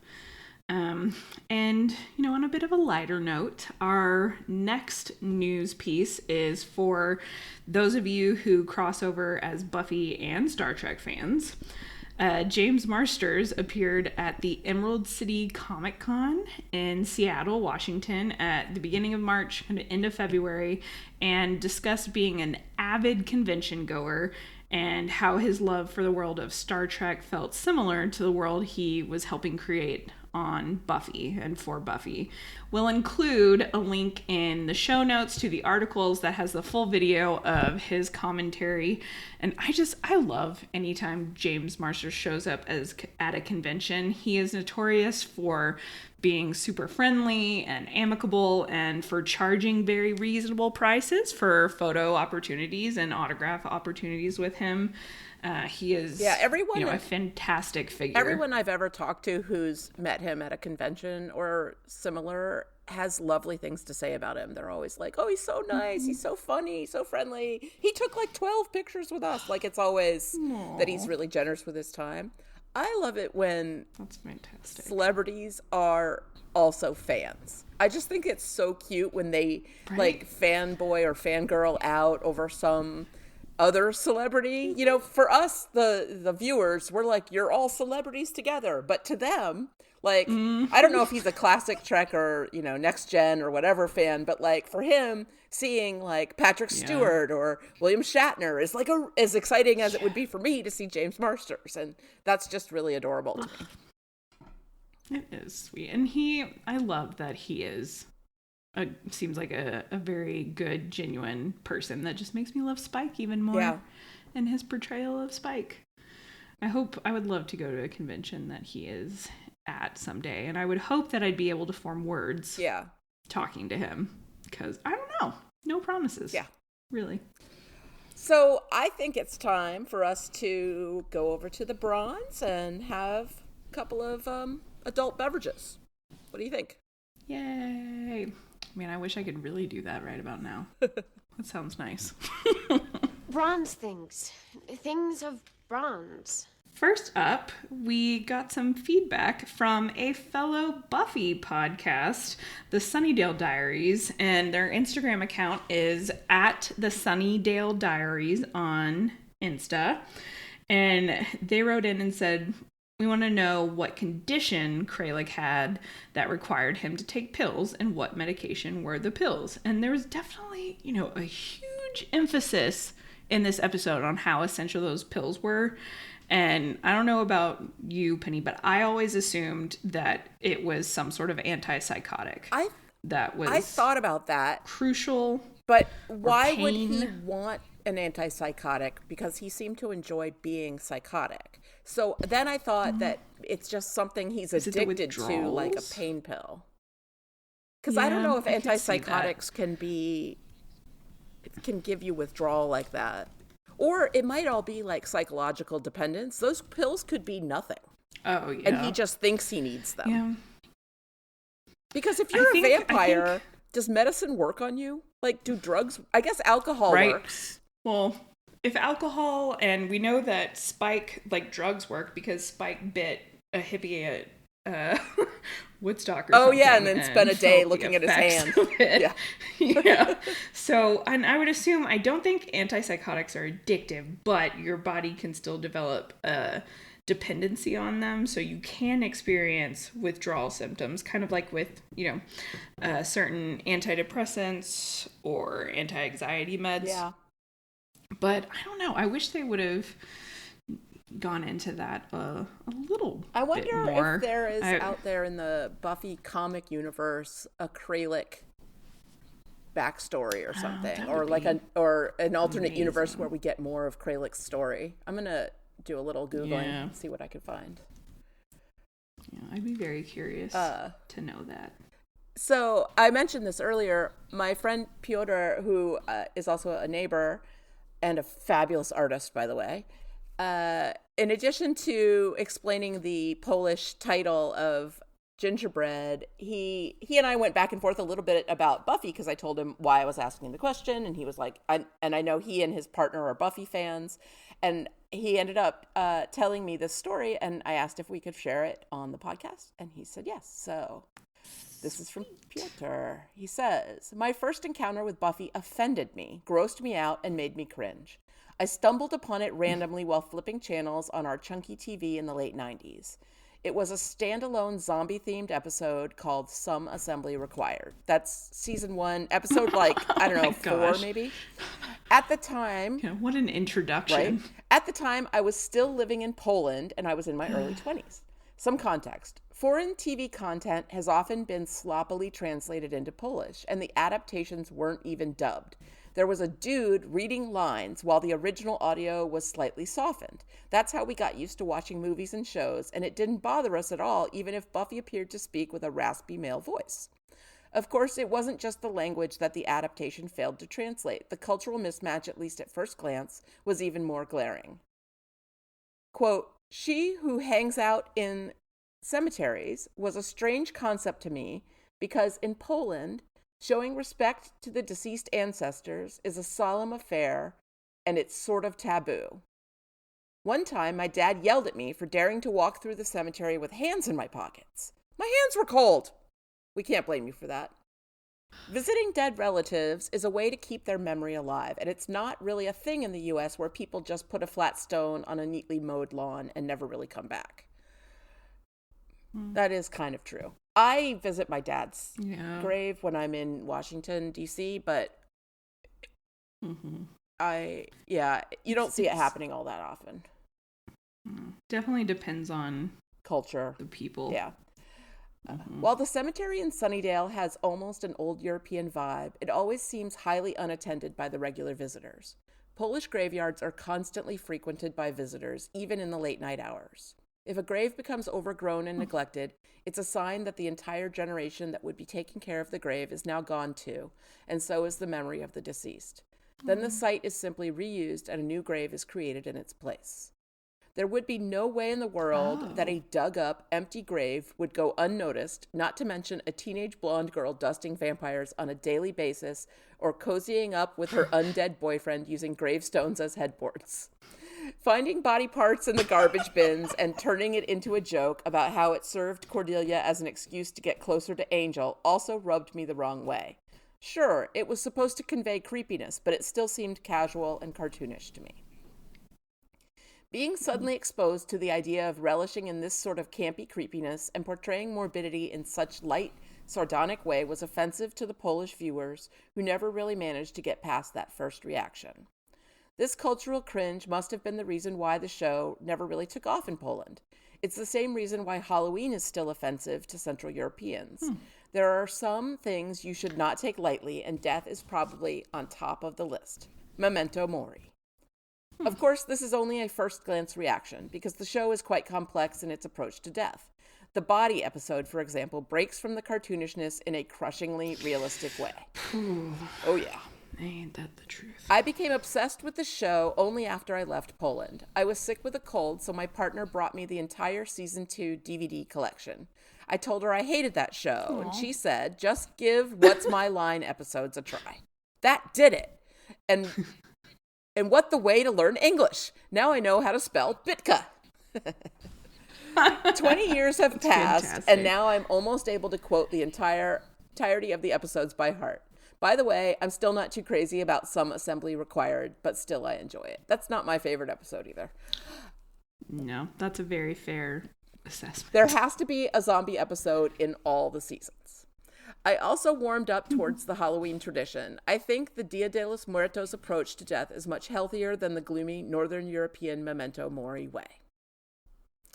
Thank you so much, Piotr. That's so interesting. And any other listeners, if you want to send in some information about, how your opinion of the show has changed over time, or if you're from a non-U.S. country and you have a different take on the show, we would love to hear it.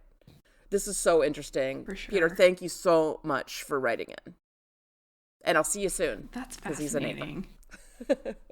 Aw, fun. All right, that is the end of the main section of the podcast. Stay tuned for the Watcher's Diaries if you want to hear the spoiler discussion.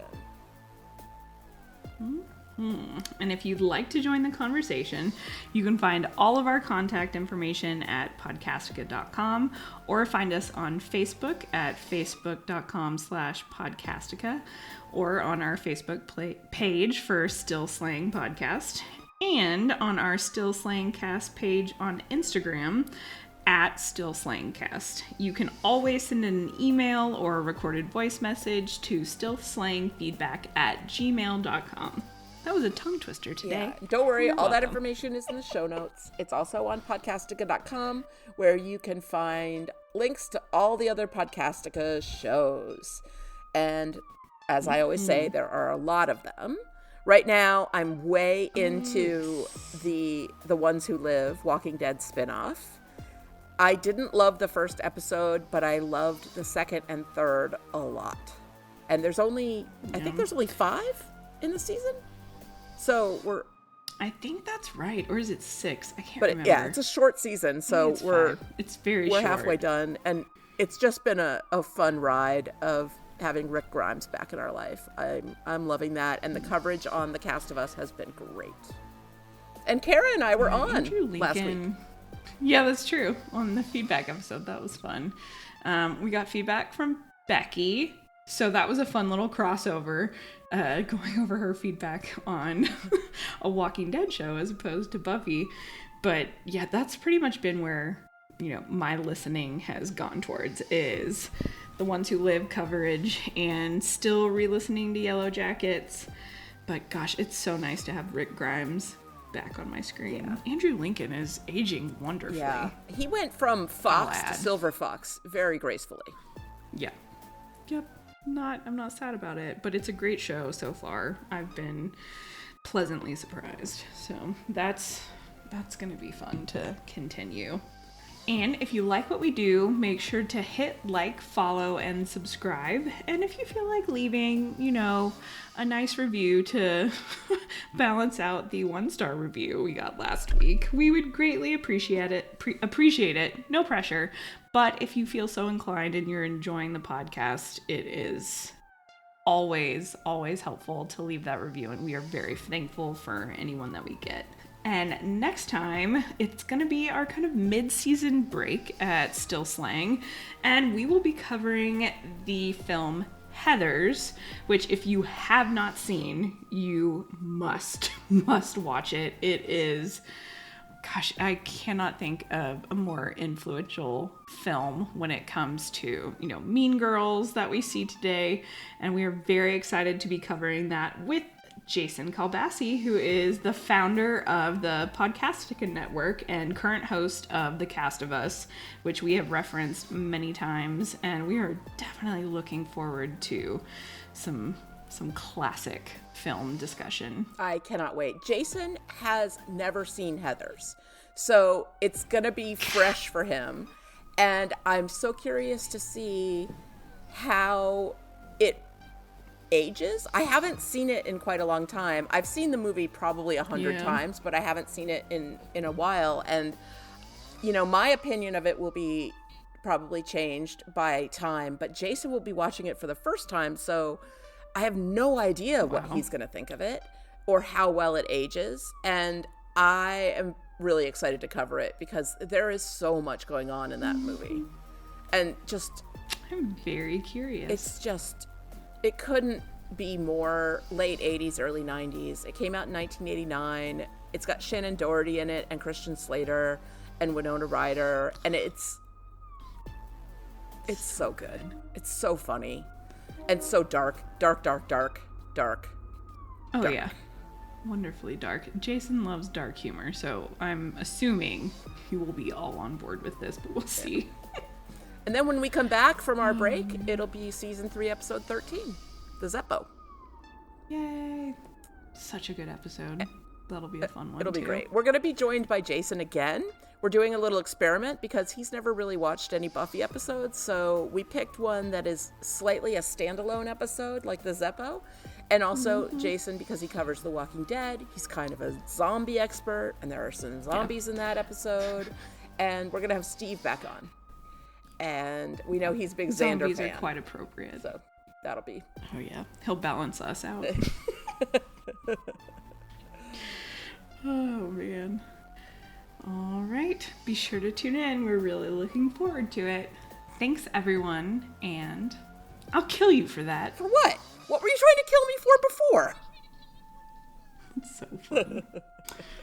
All right. That is a good exchange. That is the end of the non-spoiler section. If you want to avoid the spoilers, you know what you're supposed to do. Stop listening, like right now. All right, you should be gone. Those people should be done and gone. Now it's time for spoilery stuff and things, and that is an inside joke for Walking Dead fans. Thanks. It's too bad we can't sneak a look at the Watcher Diaries. I'm sure it's full of fun facts to know and tell. Yeah. That's too bad. That stuff is private. Also, Giles keeps them in his office, in his personal files. Most importantly, it would be wrong. Time for the Watcher's Diaries. Perfect. And the biggest spoilery thing that I want to talk about is things we find out about the council in the future. They come back later this season when Faith goes rogue and the council tries to arrest her. I guess they sort of come back in the episode Bad Girls when Wesley shows the appearance of Wesley is pretty that's big. Huge. Good old I'm so excited for Watcher. Wesley. Wesley is such a fun character. Love Wesley. Oh my god, he has one of the most fascinating arcs over the course of his entire time in the Buffyverse. The changes he goes through in season 3 of Buffy, and then he moves over to Angel, and just the changes his character goes through are unbelievable. Also behind the scenes, he and Allison Hannigan, who plays Willow, are married, which I just find really adorable. They're like this cute couple. They recently went to Japan, and she has been posting all of these adorable family photos on her Instagram. And I just love that they're together in real life, because in the show, Wesley has this weird fascination with Cordelia that I'm sure is going to be fun to re-examine. Speaking of older men and younger women, although probably those two actors are about the same age, they make a lot of jokes about it. I know Faith at one point goes, first name Jail, last name Bait, which is it's like hilarious. Jailbait, which is a creepy phrase when you really get I mean, down it's all to about it. statutory rape. But Yeah. Cordelia also has a thing for Wesley, and there's a lot of humor that comes out of that in the second half of season 3. It's pretty entertaining. Oh yeah. I remember a lot of exasperation from Giles. Yeah.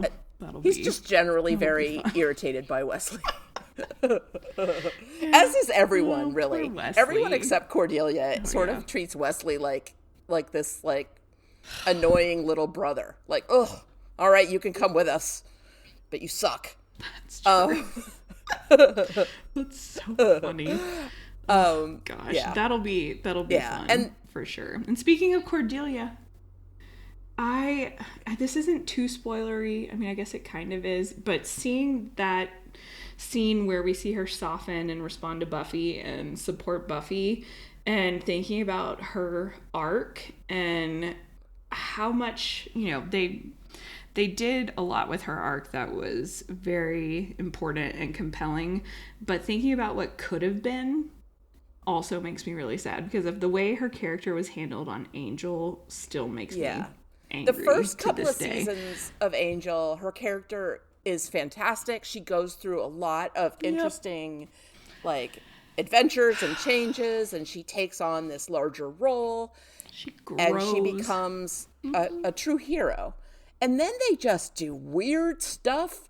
They make her have sex with Connor, which is the worst. I hate it. And then she has this creepy pregnancy, and then they put her in a coma, which we know behind the scenes was because she was having a disagreement with Joss Whedon.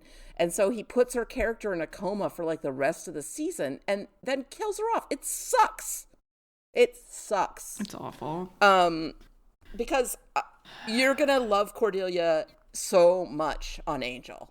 When we get to Angel and the ways that Cordelia grows and changes, you're going to fall really in love with her.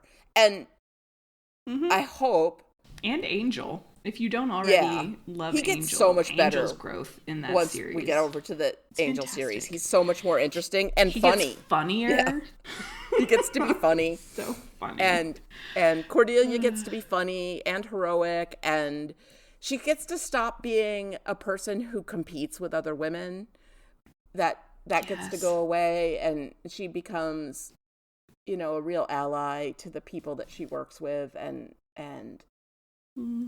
I just, and Charisma Carpenter's sort of the light that she has, the way she can light up a room, they really make use of it on that show, where Angel is very dark and broody, and so she makes this lovely contrast with him because she's so sunny. She has like this like giant smile. Her whole face is part of it, and it really counteracts his moody, broody, dark qualities. And they have such fantastic like friendship chemistry. Yeah. It's so enjoyable watching them on screen together. There's a lot of banter until we get to that. And she's a truth teller. It's solid. The way Spike is a truth teller, right? She just bluntly says the truth to people all the time, and she's like the only one who puts Angel in his place. It's great. Yeah. There's an episode, speaking of Cordelia being a truth teller, I don't want to get too far into it, but it's one coming up that I am very excited to cover. And since you're in the spoiler section, that means that, you know, you're good with spoilers. So the episode when Buffy ends up getting kind of infected by a demon and taking on a quality of that demon. Yep, where she can read minds. And we find out that Cordelia says exactly what she's thinking. Literally what is on her mind. I cannot wait. So funny. Sometimes she'll even say something a little harsher than what she was thinking in her head in that episode, but it's so refreshing to see that Cordelia is straight up Cordelia. Like, she is herself. She says what she wants to and what she needs. There's an episode of Angel where she's like an astral projection version of herself, or like a dream version of herself. And she looks exactly the same as she does in real life. And this demon is like, wow, you have a really strong sense of self-esteem. Like, he's like, most people sort of make themselves look better for their imaginary selves, but you're exactly what you look like. And she's like, yes, whatever. That is one thing you can say about Cordelia. She is confident. Yeah. She is who she is. She owns it. And it's fantastic. I love her. She's great. I mean, there were just a couple other notes that I had about this episode that are slightly spoilery. I don't know. For those who have read the season 8 comics, in, I believe it's Retreat, where Buffy, once again, kind of deals with not having her Slayer power, her Slayer strength, when she gives up her magic, basically to Earth, Mother Earth, whatever, to conceal herself. And I think there's one more comic that deals with her kind of giving up her power. So it's interesting.